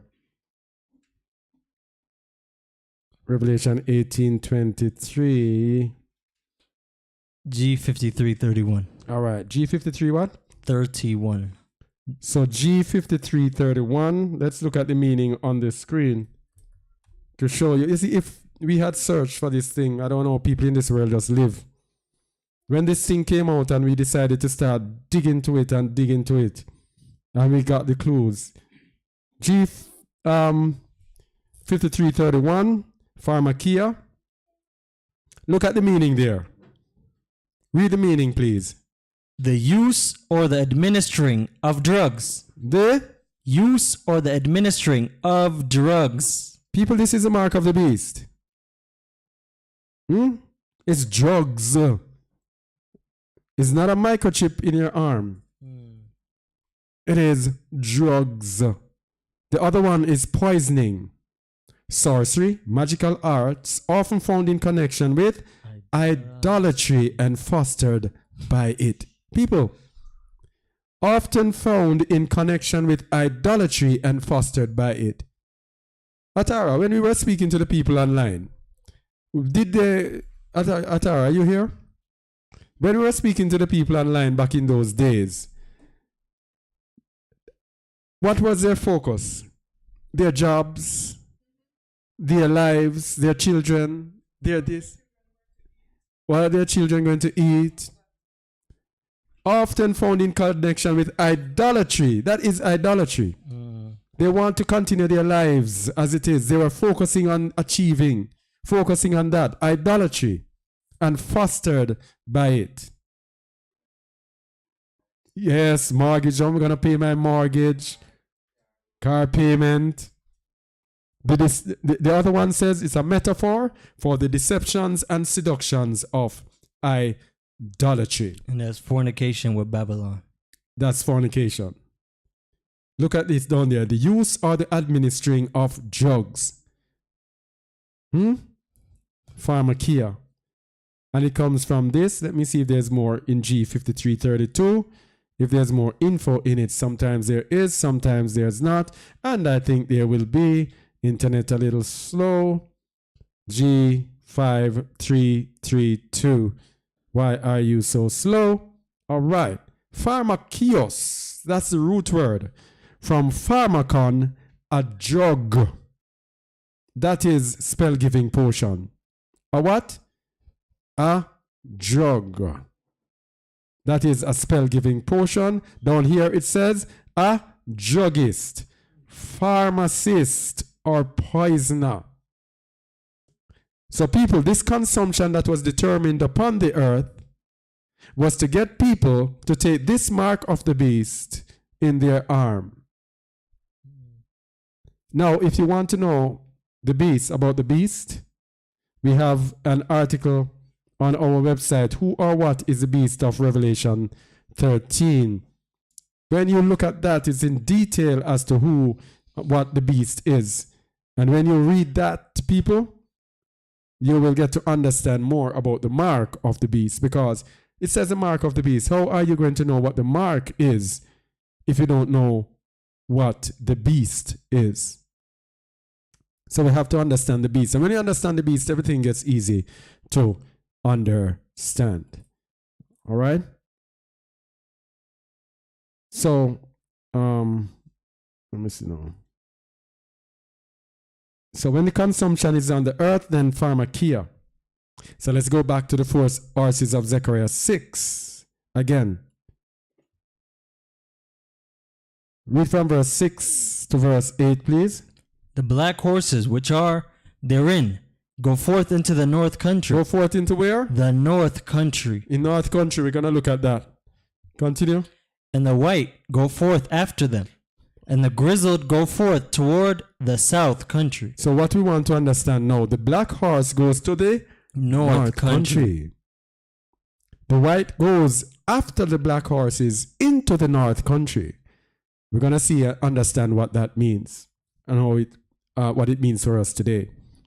Continue verse 7. And the bay went forth and sought to go, that they might walk to and fro through the earth. So who are the bay? Who walks to and fro throughout the earth? Let's see if you're listening. United States. Which is it? Which horse? Which color horse? The red speckled horse. So the red horse walks throughout the earth. And if you look at the meaning of this word bay, it actually means red. So the red horse went forth and sought that they might walk to and fro through the earth. And let's see what Yahuwah says to these red horses, because they want to walk to and fro through the earth. And what does Yahuwah say? And he said, in verse 7, and he said, get you hence, walk to and fro through the earth. So they walked to and fro through the earth. So the red horses, remember we said when they walk to and fro throughout the earth and they come back and say the earth is quiet, then Yasharal are under problems. But when they walk through and through the earth and start to give problems and cause wars, etc., then Yasharal is being redeemed. So they walk to and fro through the earth. Verse 8 says, then cried he upon me, and spake unto me, saying, behold, these that go toward the north country have quieted my ruach in the north country. That verse there. These that go toward the north country have quieted my ruach in the north country. So which have gone into the north country? Let's see if you're paying attention. The black and the white. So let's get more understanding then. We can't know anything unless we know what or where is the north country. So where is the north country? Zechariah 6 verse 6. Read it again, please. The black horses which are therein go forth into the north country, and the white go forth after them. All right. So let's start looking at the north country. Jeremiah 16 verse 14. Jeremiah 16 verse 14. Therefore, behold, the days come, saith Yahuwah, that it shall no more be said, Yahuwah liveth, that brought up the children of Yasharel out of the land of Mitzrayim. But Yahuwah liveth, that brought up the children of Yasharel from the land of the north. Hey, stop there. From the where? From the land of the north. You see all those people? You see all those people who are talking, hitting out upon us for this fleeing out of Babylon? I tell you, the Most High is great. Every time something comes out, the Most High gives a deeper layer, a deeper understanding to show us that what we did was right in line with Him. And those people who are mocking and people who refuse to flee, they are making a grave error, and we're going to see it. Read verse 15 again, please. But Yahuwah liveth, that brought up the children of Yasharel from the land of the north. Stop again, please. We have some people. Up to the other day, I was arguing with someone on Twitter. The man is saying, when he gathered the children of Israel out of Egypt, they didn't have to flee to go anywhere. Moses came for them. I am going to stay where I am. And he was mocking and laughing after, oh, this flee doctrine is so silly. And no one can come to me and tell me all of these foolishness. Hey, but what did we just read in Isaiah? It said, if you mock, your bonds get worse. And look what he says here. It shall no more be said, Yahuwah liveth, that brought up the children of Israel out of the land of Mitzrayim. So it's not going to be another Egyptian deliverance. That's what he's telling us. So when you get to understand what the land of the north is, you're going to see something else. Read 15 again, please. But Yahuwah liveth, that brought up the children of Yasharel from the land of the north, and from all the lands whither he had driven them. And I will bring them again into their land that I gave unto their fathers. Hey. So what is this land of the north? First of all, how are we brought from the land of the north? When we look at that, it's going to tell us what the land of the north is. Remember, it says we are now going to be brought from the land of the north, no more in Mitzrayim. Micah 4, verse 10. Be in pain, and labor to bring forth, O daughter of Zion, like a woman in travail. For now shalt thou go forth out of the city, and thou shalt dwell in the field, and thou shalt go even to Babylon. There shalt thou be delivered. Stop. So it said in Jeremiah 16, it shall no more be said, Yahuwah liveth, that brought up the children of Israel from Mitzrayim, but from the land of the north. And he's telling you here that you will be delivered in Babylon. There shall Yahuwah redeem thee from the hand of thine enemy. And he tells us in Micah 4:10, that's why we use it over and over again, exactly how he will deliver you. He says, go forth out of the city, dwell in the field. You shall go even to Babylon, and there shall thou be delivered. Because you have some people who are saying, everywhere is Babylon. Everywhere is Babylon. So where are you going? He gave us instructions where to go. Everywhere is Babylon, but he's telling you where is out of Babylon where you must go. Now verse 11. Now also many nations are gathered against thee, that say, let her be defiled, and let our eye look upon Zion. Right now, these nations of the earth, you see, they are establishing their kingdom. And they are saying, let her be defiled. How do you think they are trying to defile us today? How are they trying to defile us so that we cannot see our Father? Mark of the beast. Yeah? They are trying to get us to be defiled. Verse 12. But they know not the thoughts of Yahuwah, neither understand they his counsel. For he shall gather them as the sheaves into the floor. And he's going to use our people to give them a good whipping as well, a good destruction. Verse 13. Arise and thresh, O daughter of Zion, for I will make thine horn iron, and I will make thy hoofs brass, and thou shalt beat in pieces many people.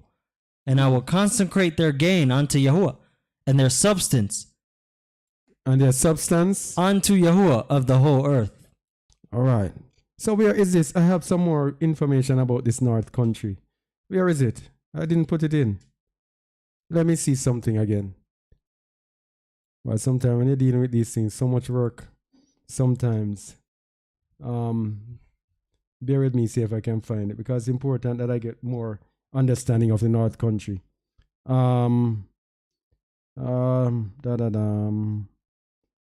horses, the north country. All right. No,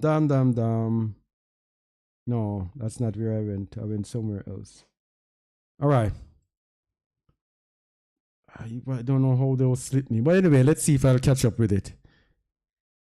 So the black horse and the white horse both go to Babylon. The black horse and the white horse both go to Babylon, the north country. I'm sorry, but what did I do with those verses? The verses that show perfectly clear Babylon as the north country. Where are they at? I don't want to leave it. I like when I'm doing these things that everything is without doubt. Tyrus. I remember one of them.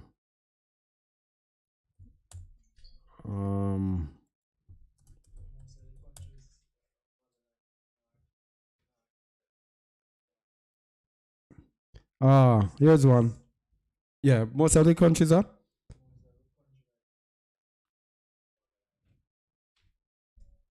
Most of the the head of Babylon is up north. It's north. Yeah, you know, you're right. States, England. Most of them are up north. Europe, all of Europe. All of Europe. These are the ones who are leading. Yeah. Ezekiel 26:7. Thus saith Yahuwah Eluah, behold, I will bring upon Tyrus Nebuchadnezzar, king of Babylon, a king of kings, from the north, with horses and with chariots, and with horsemen in companies and much people. From the North. north. Babylon, the north country. That's why it says in Micah 4:10, he will gather us in Babylon. Okay? I think there was another verse, but I can go with that. I don't want to hold it up. All right? So,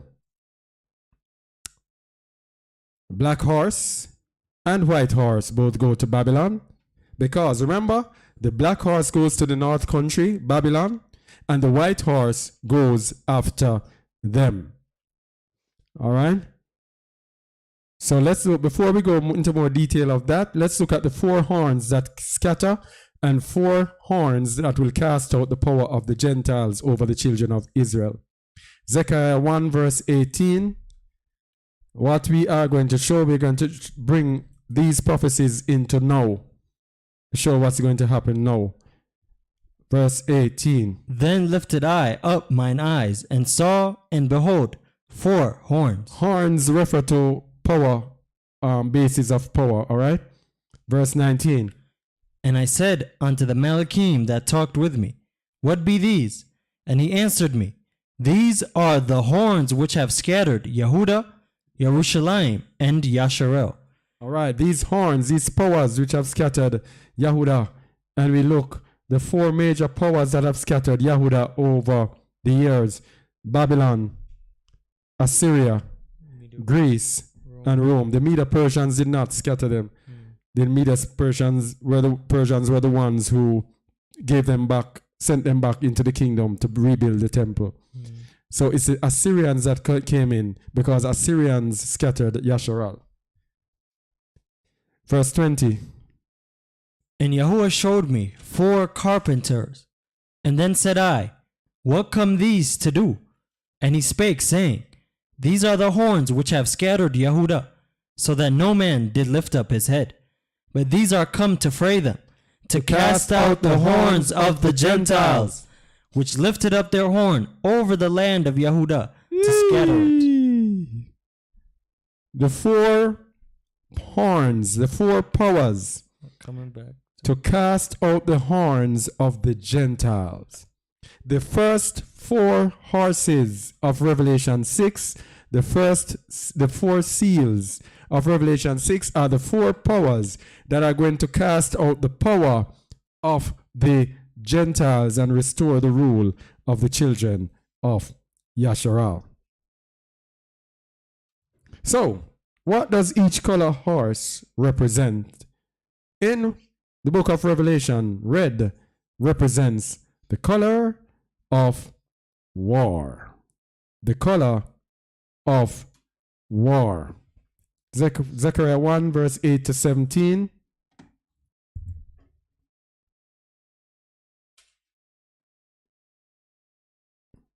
The color of war. Zechariah 1 verse 8 to 17. Oh, we did that already, didn't we? Man in the myrtle tree. All right. So, when Yasharal is to be redeemed, the red horse has to take peace from the earth. When Yasharal is to be redeemed, the red horse has to take peace from the earth. Read Zechariah 6 verse 7, please. And the bay went forth, and sought to go, that they might walk to and fro through the earth. And he said, Get you hence, walk to and fro through the earth. So they walked to and fro through the earth. So read Revelation 6 verse 3 to 4, which matches up with this. And when he had opened the second seal, I heard the second beast say, Come and see. And there went out another horse that was red, and power was given to him that sat thereon, to take peace from the earth, and that they should kill one another. And there was given unto him a great sword. A great sword. There went out another horse that was red, and power was given to him that sat thereon to take peace from the earth, and that they should kill one another. And there was given unto him a great sword. So power was given to the red horse to take peace from the earth. That is when Yasharal is being delivered. Remember in Zechariah 1:11, that same red horse. And they answered the angel of Yahuwah that stood among the myrtle trees and said, we have walked to earth, and behold, all the earth sits still and is at rest. So, what we have today, this war that is taking place over the earth, every nation stirred up for war. I see Japan arming itself the other day, getting ready for war. Every nation, Germany. Japan and Germany had been, because of their actions in World War II, there were legislations against them, and they themselves had said that they would not be arming themselves. But today we see Germany with a record military, military budget. Japan as well, they're arming themselves for war. Japan has problems with Russia. They have problems with China. Shall I start? China has problem with Russia, America. No, not just Russia. China has problem with Japan, America, The whole world. Taiwan. United States has problem with everyone who is not NATO. Israel has problems with Saudi Arabia, no, probably. Iran, Lebanon. Give me another country. Syria. Syria has problems with so many countries with them. Turkey has so many problems. Every country now has a war on their doorsteps. India and Pakistan likely to kick off. Who else again? Iran. Eh? And who? Mexico and US. I never heard about that one. There are so many of them, I forget You them. forgot Iran. Huh? Iran. Iran. Problem with the U.S. And US, yes. Iran and US. Well, no, Iran. Iran and US. Who else again? Who else? All over the world. Wars and rumors of war. All right? And the big one, how can we forget the Ukraine and Russia thingy? That never seems to stop escalating. And at any moment, and guess what? Finland has joined NATO. Russia had sworn that if Finland joined NATO, NATO would be right on her shores and it would be war with Finland. Finland will be a tough nut to crack for Russia. This is crazy. People might look at Finland and look at big Russia, but Finland is so strategic. They have built bunkers throughout their place. So if the war begins, the whole nation goes underground. They are smart. They know that they cannot compete with Russia in terms of arms, so they use their...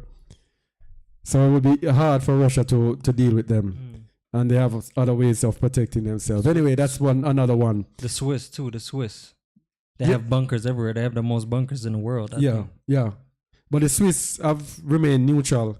And they are come out for once and spoken against Russia. Many people, this is just one crazy world. This is the red horse, people, stirring up. And it only takes one conflict to begin. Remember, in the Second World War, it was that man that was slain somewhere in Serbia there, I think. Yeah. In the First World War. What happened in the First World War again? That's one incident. A boat was sunk. Yeah. What draw US and the rest of the countries in it? It was that ship that was carrying cargo across, the Germans shoot it down. Yes. So that's one incident it requires. Yeah. And then the whole world is gonna, because you have so many little enmities among each other. China says they are determined to get Formosa, or what they call it, Taiwan. They are determined to get it and they must get it back. United States says, if you get it back, I'm gonna defend Taiwan. A whole lot of madness all over. This is the red horse, people.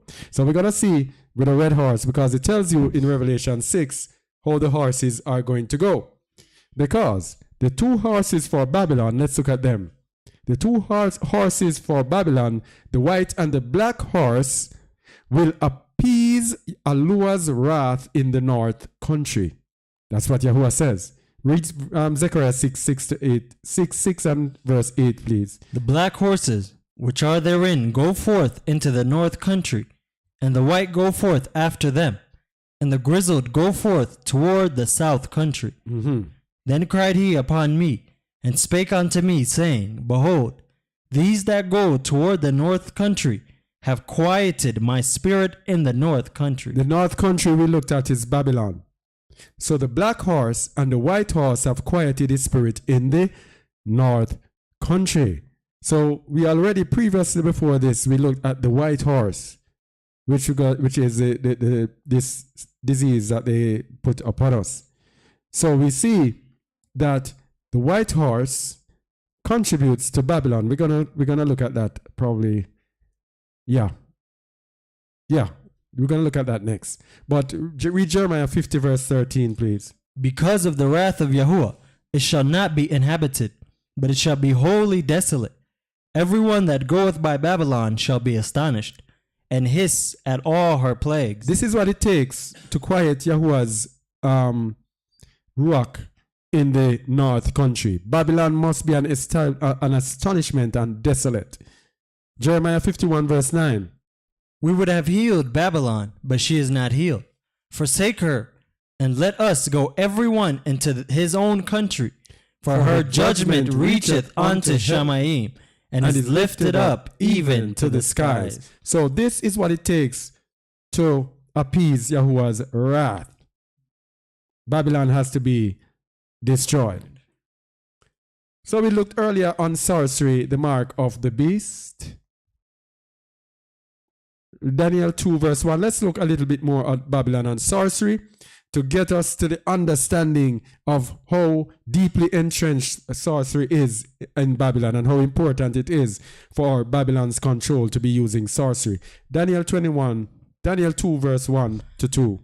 And in the second year of the reign of Nebuchadnezzar, Nebuchadnezzar dreamed dreams, wherewith his ruach was troubled, and his sleep brake from him. Then the king commanded to call the magicians, and the astrologers, and the sorcerers, and the Chaldeans, for to show the king his dreams. So they came and stood before the king. So we see Nebuchadnezzar used sorcerers, right? So let's hear of modern Babylon now. Revelation 18 verse 1. And after these things I saw another Malachim come down from Shamayim, having great power, and the earth was lightened with his splendor. And he cried mightily with a strong voice, saying, Babylon the Great is fallen, and has become the habitation of devils, and the hold of every foul ruachoth, and a cage of every unclean and hateful bird. So all sorts of impurities and all sorts of witchcraft, etc., is now in Babylon. And then this sorceries, Revelation 18:23 that we looked at, Pharmacia, sorceries, is tied in. So we see that Babylon of old, Babylon of new is involved with sorceries. Okay? So the first horse in Revelation 6 is the connection with sorcery in Revelation 18:23. For those who are watching us for the first time, remember during that period when they were inputting this, we were teaching people this. But for those who don't or did not hear it, this is what we were trying to tell people at the time to try to prevent them from getting that thing in their arm. Let me get this thing on, please.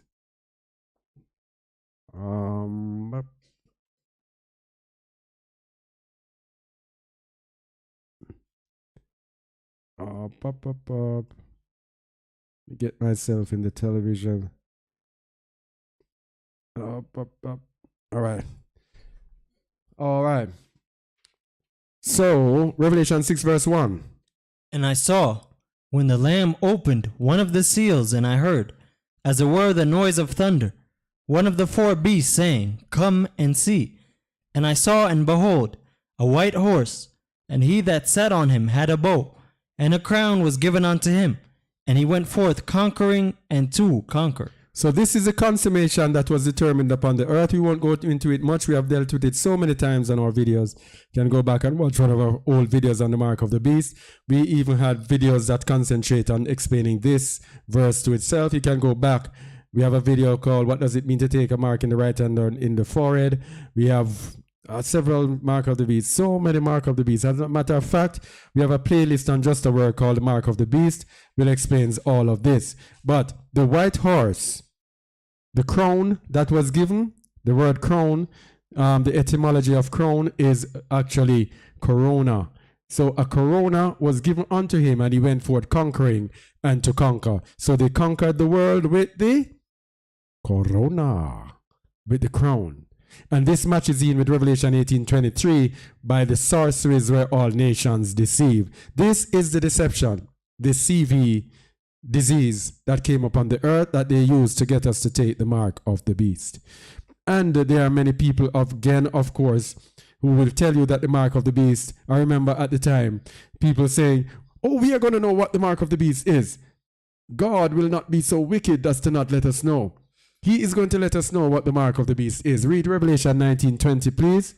And the beast was taken, and with him the false prophet that wrought miracles before him, with which he deceived them that had received the mark of the beast, and them that worshipped his image.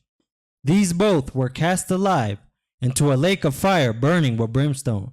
So, the mark of the beast is a deception, Revelation 19:20, with which he deceived them that had received the mark of the beast. Just quickly laying those foundations. Yes?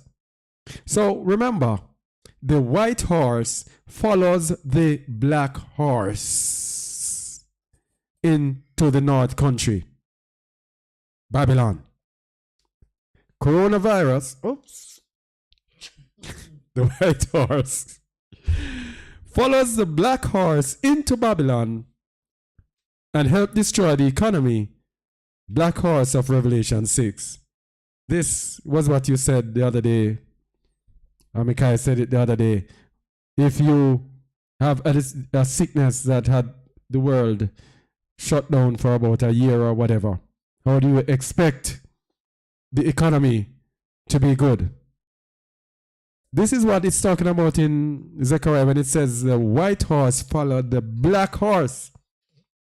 They used this sickness to shut down most businesses because their aim is total control, and there will be no small businesses. They said, you will not have anything and you will be happy. So their aim is to destroy every single business that is owned. Then there will be only a few large businesses. So for example, buying and selling, there will only be something like Amazon.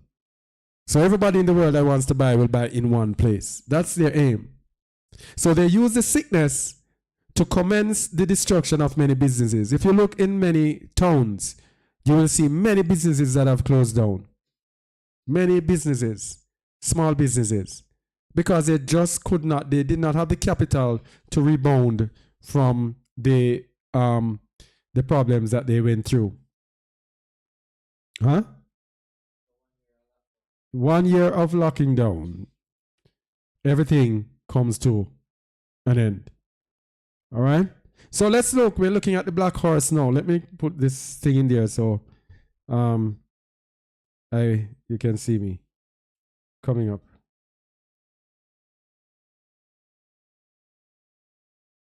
All right.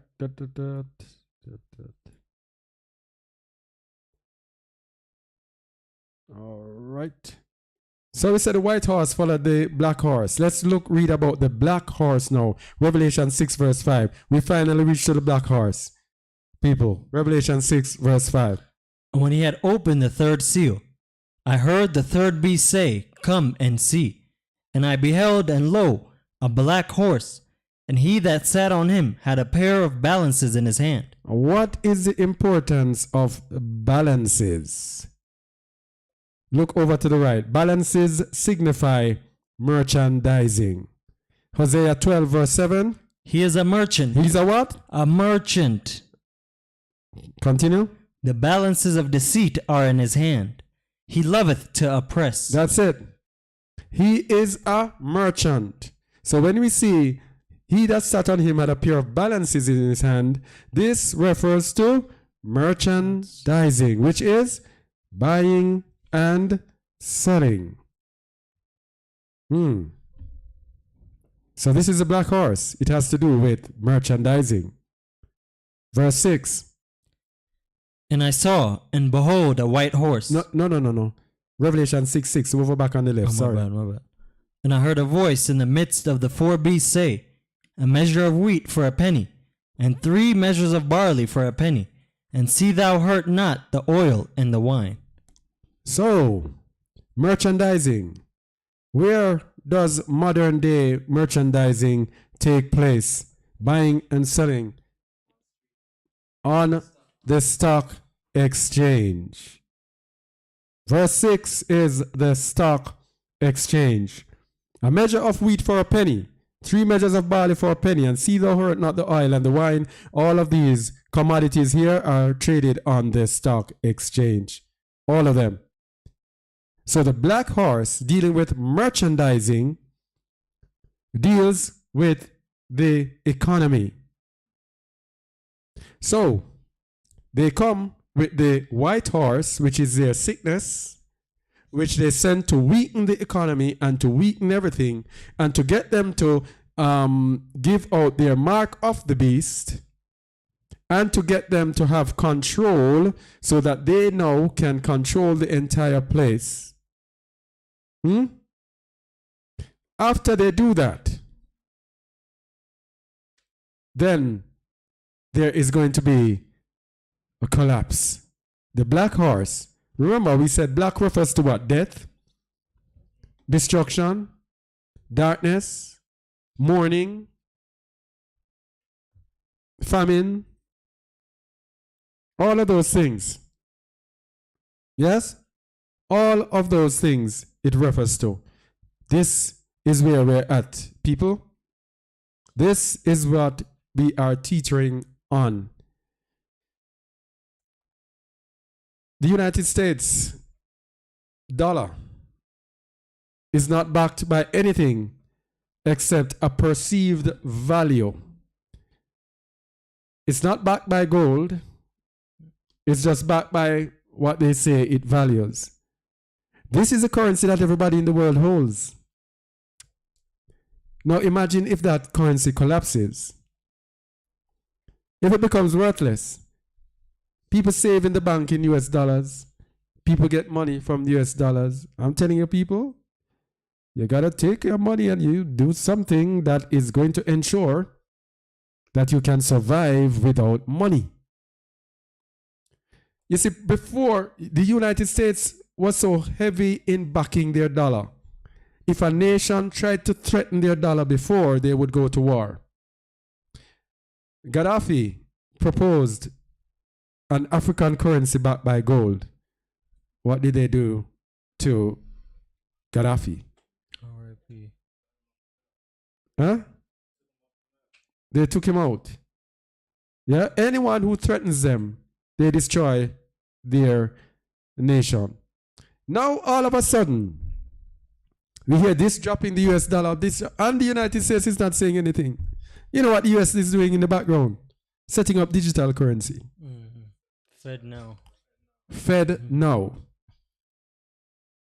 And I heard a video. I have to say I heard a video. You can't take these things for gospel. But this person says she works in a bank and that all the other payment gateways, they are going to make it a legal thing that the payment gateways have to go through FedNow. Mm-hmm. So if you use PayPal, everything. If you do, no, she said if you use a card, instead of the card routing directly to the merchants, the card is going to go to FedNow, then the merchants. That means the government is going to have control. If the government feels that you must not do the transaction, bam, they lock it off. If the government feels that you owe extra, you owe taxes, the government says, no, nothing for you. Your card is dead. Your money becomes dead. This is what's happening. So what they want to do with this black horse, the black horse is to collapse the economy so that they can set up their digital currency. All nations all over the world now setting up new currency. That's all nations, currency. Even little Jamaica now has digital currency called Links. I think it is named. It is called. They are preparing people to collapse. And when they collapse, everything that you have is going to be of naught. because they don't want you to have anything. If you continue in your wealth, you are not going to be able to be controlled by them. You have to have nothing. Because this is how governments, remember we're talking about the Greeks, we're talking about the Greeks and government. This is how governments strive off their people by keeping them poor. You keep a man poor, you have him under your control. Because when he's hungry, he's going to come to you and he's going to hand out and he's always going to be beholden to you. This is where I get my food. This is what caused the destruction of Jamaica through its politics. A political party will control an area that is poor and feed those persons. One party feed that person when he's poor. When it's election time, these people will go out and actually fight and shoot up and kill, murder people from the other area. Because I am not getting fed by you. I will do the bidding of the one who is feeding me. So they are wanting to keep everybody poor. When they collapse and what we have has no more value, what are we going to do? It is obvious that the United States, and let me tell you something. United States is in for a monumental crash. In 2008, they just had a crash of the housing market, and look what happened. Guess what? Housing is going to crash now. Stock market is going to crash. Think about all of this at the same time. The currency is going to crash. Which other one? Oil. Yeah, you know that they are depleting their stockpile of oil. America used to have this great stockpile of oil that they kept until for a rainy day. They are selling them out. Because Saudi Arabia is refusing now to give it to them. So when Saudi Arabia refuses to sell oil, and of course they are not even selling it in US currency, where is US going to get everything from? What else? Gold. And they say there's no record of US gold reserves. And US is now in debt more than ever in the history. How much trillion, and still taking money giving away to Ukraine. When this crash happens, there'll be about 5, 6, 7, 8, 10 different crashes at one time. Yeah? Plus the war. Huh? Plus the war going on. Plus a war. Yes, they're going to jump in a war. They're doing it on purpose, though. Yeah. They're doing it on purpose. Because they want to rise from the ashes. They want chaos so that they can bring about their order. And the order that they plan to bring about is a great reset. Their new world order, whereby the world is enslaved by these few rich, old, miserable white men. Imagine telling us that you will own nothing but you will be happy. What a dirty set of people. You will own nothing. We will own everything. You will own nothing, but you will be happy. And they have been telling us this, and we are going about living our lives like nothing. The man even wrote it in a book called The Great Reset. And he told you everything that they plan to do in the book. And when we talk, they say we are conspiracy theorists. And the man wrote it in a book and has it for the world to read. And he holds big seminars where the world's richest people come and just listen. Yeah, and talk about what they're going to do. And they chat and laugh about how they have us. And they no longer hide what they're doing because we are so far gone and so weak that we can't do nothing about it now. I was stupid. It's the most I did it. He uses his black horse. He said stupor. Oh, yes, a stupor. Yeah. He uses his black horse. These are the horses that are being executed. We are seeing them as Klaus Schwab and whatever and his company and Bill Gates doing these things. But it is the Most High using Ruachoth, allowing the Ruachoth to have their way so that we can be delivered. This is all about our deliverance. That's what it's all about. Right? So, let's just get this in mind, lest we be scared and we panic. The nations must get what our people got in order to restore us. Just read Jeremiah 25:17, please. Then took I the cup at Yahuwah's hand, and made all the nations to drink unto whom Yahuwah had sent me. Jeremiah 33:10. Thus saith Yahuwah, again there shall be heard in this place which you say shall be desolate, without man and without beast, even in the cities of Yehuda, and in the streets of Jerusalem, that are desolate, without man, and without inhabitant, and without beast. The voice of joy, and the voice of gladness, the voice of the bridegroom, and the voice of the bride, the voice of them that shall say, Praise Yahuwah Zebaoth, for Yahuwah is good, for his mercy endureth forever. And of them that shall bring the sacrifice of praise into the house of Yahuwah, for I will cause to return the captivity of the land, as at the first saith Yahuwah. All right. So guess what happens now? Oh, where is it? Guess what happens now? This is our deliverance, people. But guess what Edom is doing? Because Edom is leading the charge. Let's go to Micah 1 verse 4. This is exactly what Edom is doing. No, or Malachi. Always mixing them. Malachi 1 verse 4 or Micah 1. Malachi 1 4. Yeah. Read, please. Whereas Edom saith, We are impoverished, but we will return and build the desolate places. Thus saith Yahuwah Zebaoth, They shall build, but I will throw down. All right, so hold this now. What we have here, as we said, we have them trying to set up their new world order, fourth industrial revolution kingdom. They are going to tear down and rebuild the desolate places. So they are going to collapse what is here in order to rebuild anew as the new slave masters of the world with their world slavery system. How far will the Most High let them go? The Most High says, they shall build. So to some degree, they're going to come to success.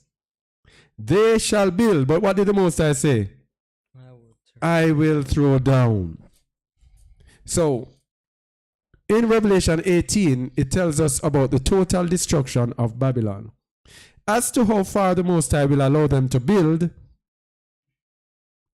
we do not know. But the Most High says they shall build, but I will throw down. Continue. And they shall call them the border of wickedness, and the people against whom Yahuwah hath indignation forever. So they are going to build, but the Most High is going to throw it down. So Edom will try to rebuild. You have something? I'm saying, do you remember that one day we were speaking in that scripture in Genesis where it said, I think it was when they were building the Tower of Babel, and if the Most High didn't step in, they would accomplish everything they had set out to actually build. Yeah. Yeah.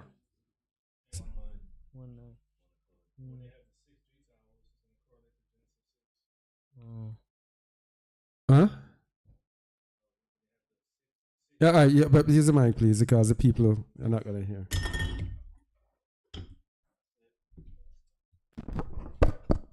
I said when they have the 6G towers rolling out, that's going to correlate to Genesis 6. Yeah, like the wickedness of man. Oh, yeah. That's when the wickedness of man come to a height, and the Most High had to just deal with them. Well, that's right? Yeah. So, Edom will try to rebuild afterward. But, 2 Ezra 6 verse 9 says, For Esau is the end of the world, and Jacob is the beginning of it that follow. What we're going to be witnessing, we're going to be witnessing the end of the era of Esau. It's going to be a slow, painstaking process in which the world should bleed. And I just feel it for our relatives and our families who just will not listen to us. They just will not listen to us. Not even seeking to find. Let me try to find out why you are so crazy. Not even that. To say, let me see why. Why would she want to leave and go to another part of the world? Give up her job. Hey, give up her job. Give up her, sell her house. Why would she want to do this? Let me try to find out. Nope. they are caught up in the drunkenness of Babylon. And this is what our people are going to suffer the same way as Babylon. That is the sad part of it. Because they will not hear. What did the Most High say? I will laugh at your calamity when your fear comes upon you. Why? Because when I called, you did not answer. When I spake, you did not hear. And you laughed at my or you mocked at my reproof. You mocked at my reproof. They didn't want to hear. Jeremiah 49:17. Also Edom shall be a desolation. Everyone that goeth by it shall be astonished, and shall hiss at all the plagues thereof. The plagues thereof. And this is the same thing is said about Babylon. Edom in the end time and Babylon are synonymous. Yeah? This is the end of the age that we are looking at.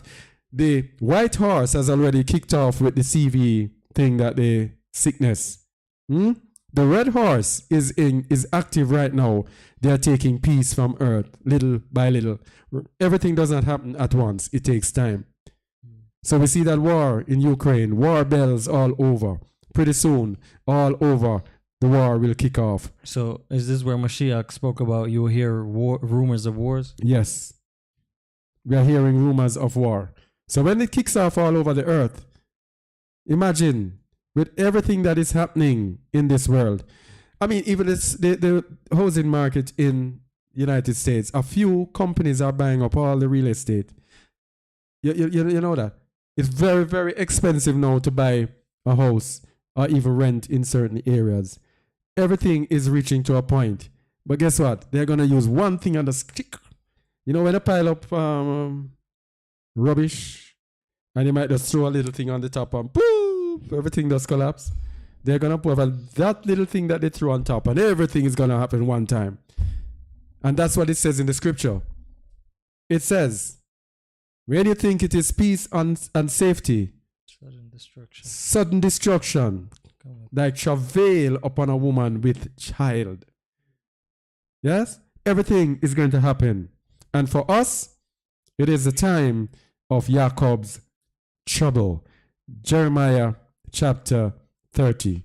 How long have we been on, please? We're going to finish now anyway. 2 hours and 30 minutes. Ah, good time. I thought it would be longer than that. Good time. Jeremiah chapter 30.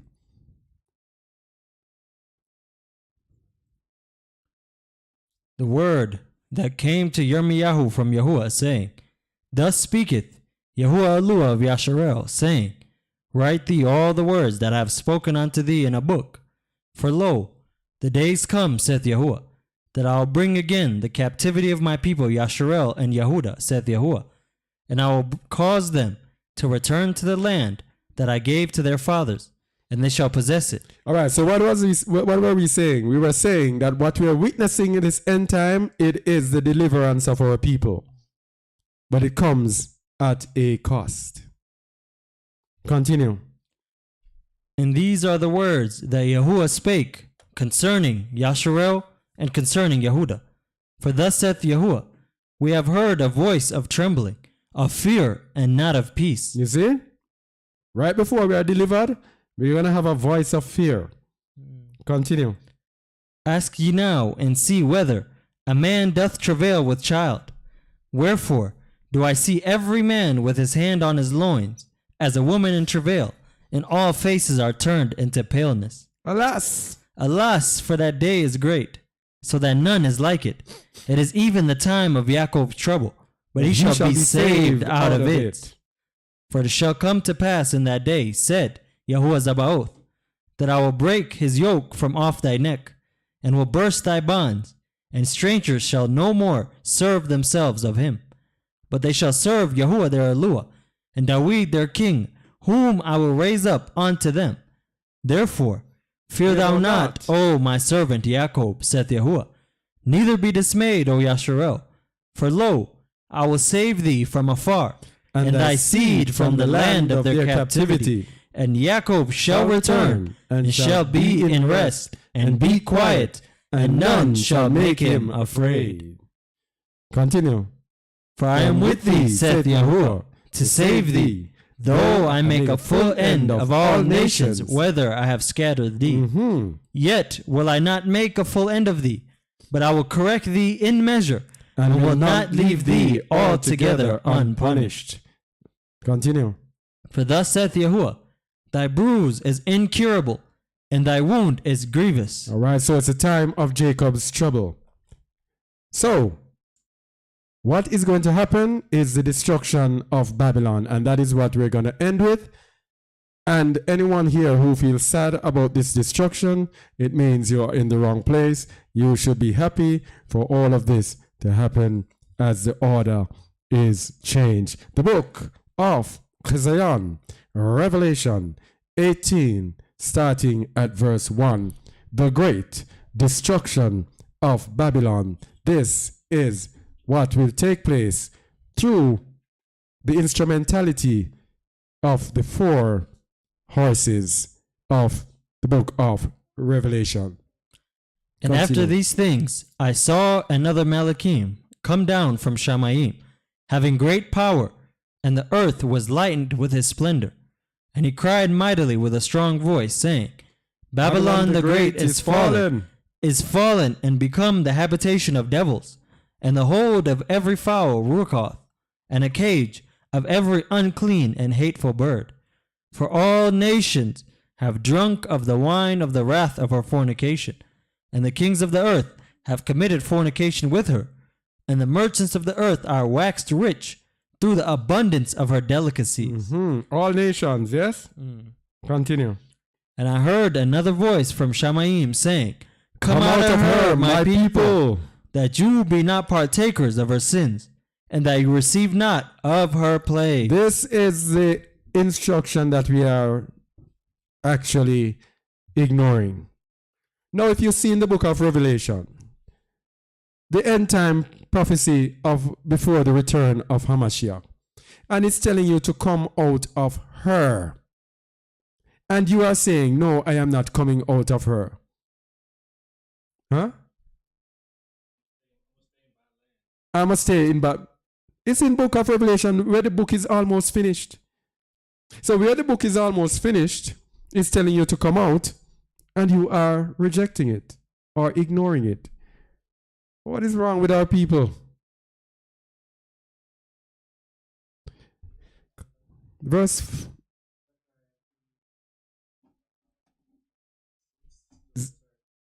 Zechariah 2:6 says, come out of her, and we say, no, I'm not coming out. Man, who am I serving? Read it, please. Ho, ho, come forth, and flee from the land of the north, saith Yahuwah. For I have spread you abroad as the 4 winds of Shamayim, saith Yahuwah. All right, this one, perfect, perfect. Come forth and flee from the land of the north. Now, hear this one now, verse 7. Deliver thyself, O Zion. Whoa. Deliver who? Thyself. So those people waiting on Yahuwah to deliver them, what does he say here? Deliver who? Deliver yourself. Deliver yourself. Let's sit and waiting on the Most High to deliver you. Verse 7. Deliver thyself, O Zion, that thou dwellest with the daughter of Babylon. That dwellest with the daughter of Babylon. What is it saying? In the end time, the children of Zion, the children of Yasharal, will be dwelling in Babylon. And it says, deliver yourself. And how do you deliver yourself? Revelation 18:4. Come out of her, my people, and match that with Micah 4:10. Leave the city, dwell in the field, and you shall go even to Babylon. There you shall be delivered from your enemies. Micah 2:10.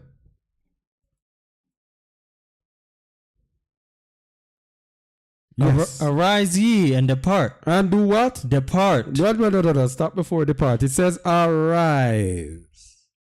What does this imply? This implies to me sitting down or lying down. When you're sitting down, that means you are comfortable. Lying down means you are at rest. It says arise, get up, as we say in Jamaica. Get up. That is an urgent, when you hear, when you come in and you're sleeping, for example, you're sleeping overtime, you're supposed to go to school, and you are sleeping and your parents coming, get up! Man! You know that? Yeah, that's what you're frightened. Arise ye, get up, and depart. Leave. For this is not your rest. Because it is polluted. It shall destroy you, even with a sure destruction. And what are they talking about here? What are they talking about? The context of it. This is Babylon. Because in verse 13, it speaks about the breaker that is going to be leading them out. All right? Arise ye and depart, for this is not your rest. Children of Israel, this Babylon, this is not your rest. This was just what we were here for a time. The time is up. Come out of her, my people. Because it is polluted, and you match that with Revelation 18:2. Babylon has become the hold of every false spirit and the cage of every unclean bird. It shall destroy you. Come out of her that you be not partakers of her sins, even with a sore destruction. Wow, man, full of lyrics today. Man, full of so for that 2 what? 1 to 3. Let's go. Gather yourselves together. Yea, gather together, O nation not desired. Before the decree bring forth, before the day pass at the chaff, before the fierce anger of Yahuwah come upon you, before the day of Yahuwah's anger come upon you. What must you do? Seek ye Yahuwah, all you meek of the earth, which have wrought his judgment. Seek righteousness, seek meekness. It may be you shall be hid in the day of Yahuwah's anger. That's what we're telling people. People out there are ignoring this as if nothing happened or as nothing is going to happen. You can read Revelation 18 and see all that is going to happen. Go ahead. Matthew 24. Matthew 24, 15 to 16. For me say Matthew, I know. Matthew 24. Yeah, go ahead. When you, therefore, shall see the abomination of desolation, spoken of by Daniel the prophet, stand in the holy place. Whoso readeth, let him understand. Then let them which be in Judea flee into the mountains. All right? The abomination of desolation. We've looked at this many times before. The body is a temple of the Most High. When that body is desolated with this abominable mark of the beast, liquid that they put inside our bodies, that M to the R to the N to the A thing, that actually goes to the core of our DNA, communicating with our DNA, replacing the codes, the natural codes that are in us with artificial codes that can actually program us into their action to do what they want us to do. When we see that abomination, that's why they put, whoso readeth, let him understand, and they put it in black, black, black to be distinct from the red, to show us that this is not anything normal that any ordinary reader who just comes and picks up the Bible will be able to understand. When we see that, it's time to flee. So everyone who's reading this flee out of Babylon thing, you think it is joke. It is serious. Serious, serious. Anyway.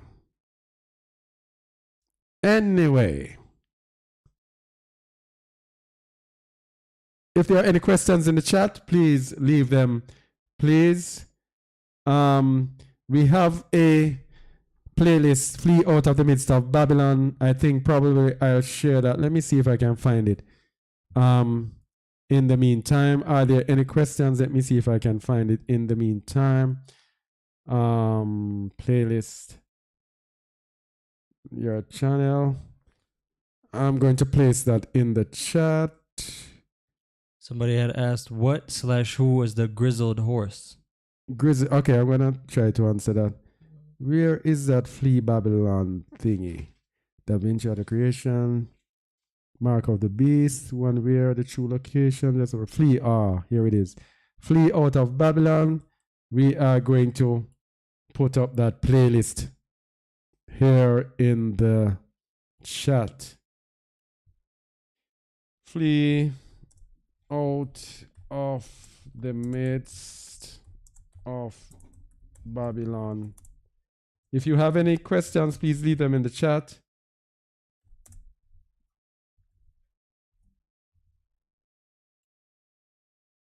All right, I think that should. It's there, right? I can hardly see it here. It's there, but you can't click on it. It's not clickable. No. You have to share Oh, let me try it again by itself. But it's just, oh man. All right, I'm gonna put it. I don't have it here. It's just a playlist. You just whoever asked that question just has to go on playlist. Yeah, let's go on playlist on our channel. Yeah. Yeah. So the person asked about which horse? The grizzled horse. All right, the grizzled. The grizzled horse is Means red. speckled in the Old Testament. The grizzled horse is very interesting. There are a lot of details that I left out because I'm just always pressed for time, wanting to run on. Let's go back to Zechariah 2. Zechariah 6. Let me get back on the screen. Zechariah 6. Ooh.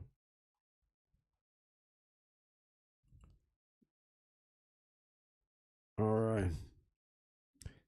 Zechariah 6 verse 3. And in the third chariot, grizzled and bay horses. Yeah, so the grizzled there is from the Hebrew word barod, which comes from H1258. So it's H1261. Let's go into it. I'll get more out of it. H1261. When you go into the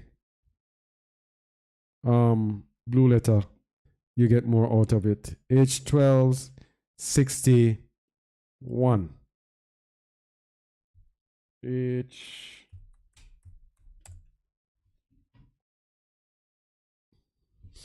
All right, the grizzled horses there literally refer to spotted horses in the Old Testament. Spotted or marked. Spotted or marked from H1258. Let's see if we get more by digging deeper. H1258. So we have spotted or marked, and it is to hail. So the similitude is like hail that is falling, white hail. So it is speaking of spotted horses. But interestingly, in the book of Revelation 6 now, it does not use grizzled horses in Revelation 6. Instead, it uses verdant or green horses, which the book of Revelation refers to as pale horses, the fourth seal. Read Revelation 6 verse 8, please, the fourth seal. And I looked, and behold, a pale horse, and his name that sat on him was Death. And Sheol followed with him, and power was given unto them over the fourth part of the earth, to kill with sword, and with hunger, and with death, and with the beasts of the earth. So this pale horse here, this word pale. You didn't switch the screen. Oh, sorry. Thanks. No problem. So, let me get it. No. Get it somewhere where I can get it on the screen. All right. So this pale refers to the Hebrew word G5515, chloros, from the same as G5514, greenish. That is verdant, dun-colored, green, or pale. So instead of spotted here in Revelation 6, it is a greenish horse. And we know that power has been given him over the fourth part of the earth. This greenish horse, they use their ensigns for signs. The color green depicts the religion of Islam. This refers to Islam. Power given to him over the fourth part of the earth, and today there are the 25% of the earth's population, which is a fourth, are Muslims, and these are the people who will be making war on the infidels. So it's very interesting that it's not the spotted horse or the grizzled horse in Revelation 6. It is this verdant, this greenish, pale green horse. All right. All right. Are there any other? Let me see. Down. Any other questions?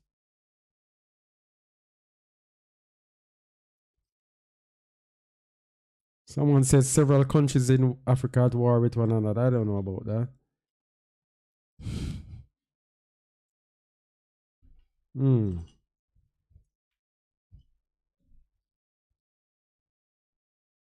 All right. No.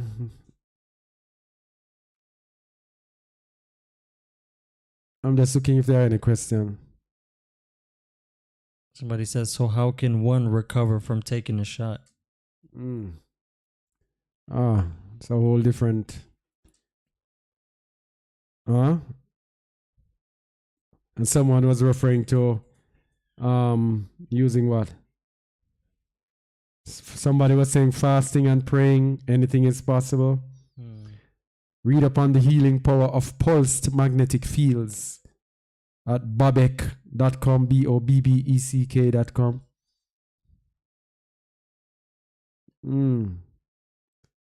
All right. Which one of us is Ayla? Ayla.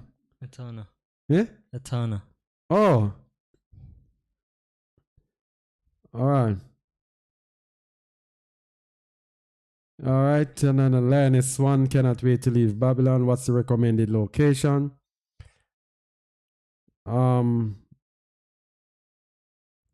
The recommended location, the Most High has told us where to flee. We cannot tell you about recommended location. We can tell you where the Most High has told us to flee, and that's where we are right now. All right, so is there any place we can flee to? At least we have told you. Go and watch our videos, please. Hey. Somebody said, what's the recommended relocation? Just go and watch our videos. Go on the playlist. There is a playlist entitled about, I think it's Watch Where the Most High has told us to flee. There's a playlist. And we have done so many videos that almost every question that you're asking, you will find the answers in a video. Trust me on that. So we have done a video as to watch where the Most High has shown us to flee, and that is where. So, Joshua Riggs, do you have a way that I could speak to you directly? I think you have my email. So all you have to do is send an email, and then we can take it from there.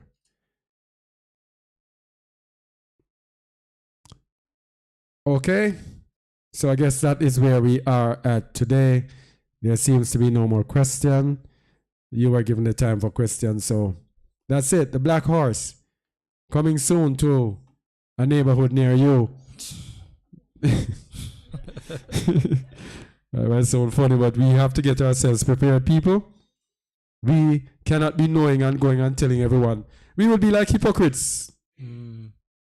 And I will tell the people out there that the other day, was it the other night? The other night, the Most High gave us a sign. And when I went outside, and look in the clouds. The clouds made what looked like 127.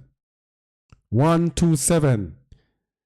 And we were looking to see if it could see anything else. And I called someone who was with us.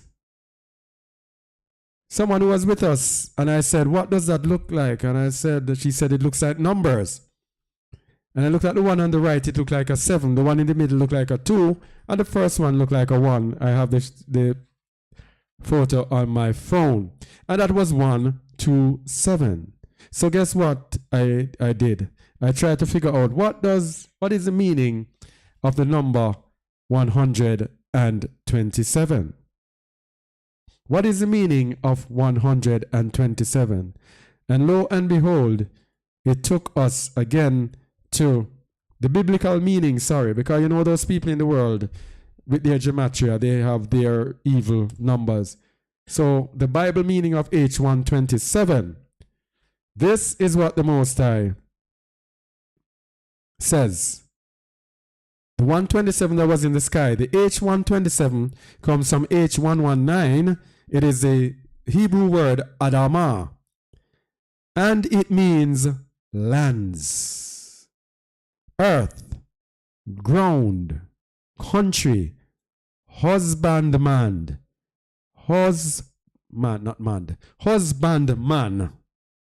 husbandry.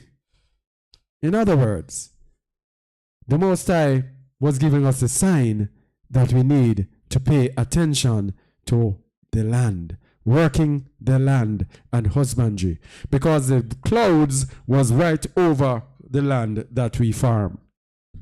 Right over there, over the land. Look at the meaning. It means ground, land. Ground as general, tilled, yielding sustenance. Yielding what? Sustenance. That means we have to pay attention to tilling the ground so we can be sustained. So when the black horse rides through, it doesn't shake us. It's a wake-up call for us right now. B, a piece of ground, a specific plot of land. The 127 was over the specific plot of land that we're farming. Earth, substance for building or construction. Ground as Earth's visible surface. And it goes on. Yes? Soil. Look at this definition. Soil from its general redness. The Most High is pointing us to the soil. Husbandman, husbandry, and animals. That is why it has been laid on my heart. Just focus on acquiring goats. That's it. Goats, goats, goats. And that has been the focus. People, get prepared for this black horse.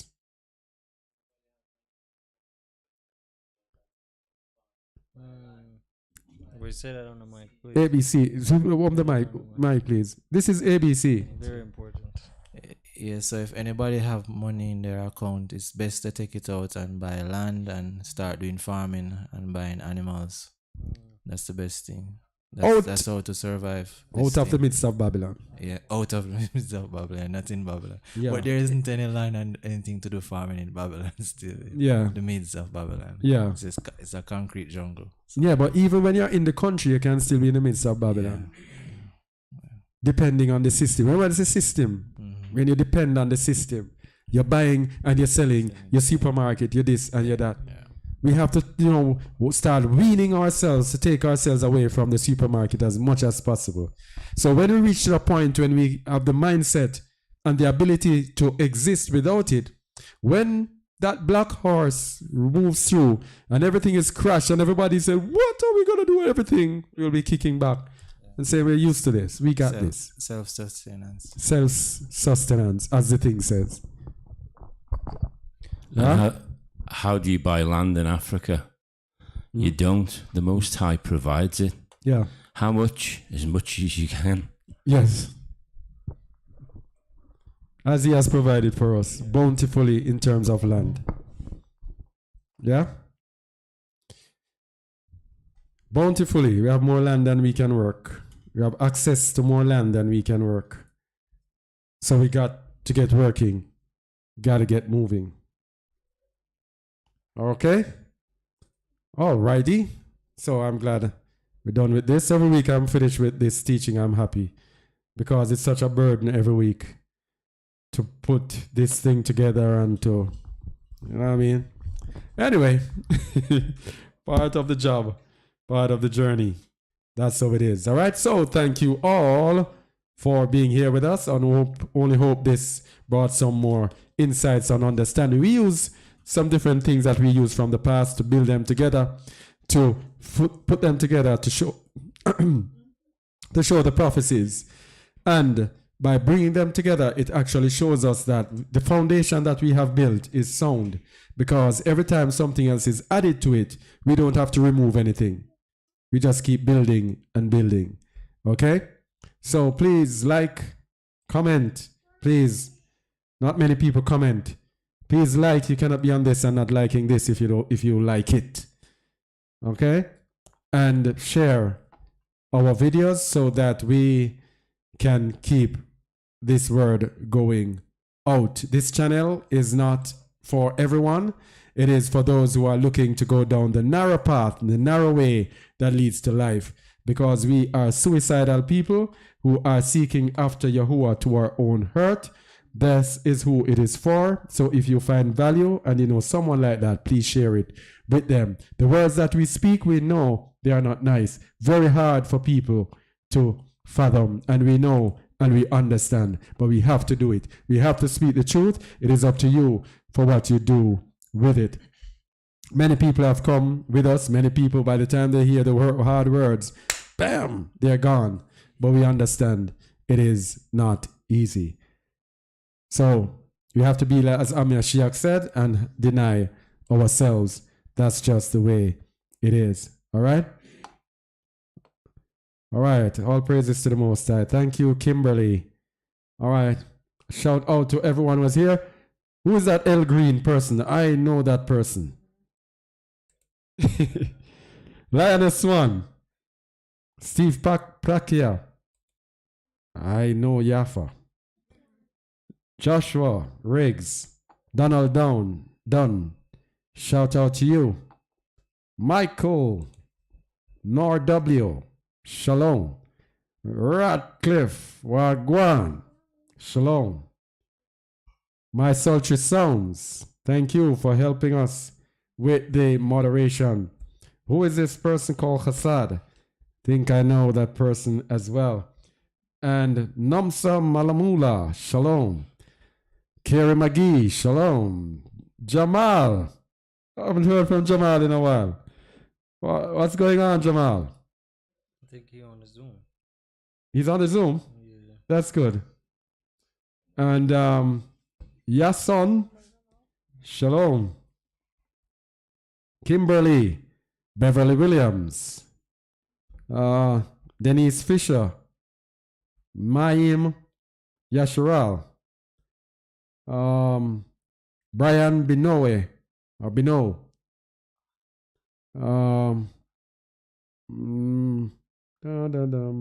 Isla Set Apart,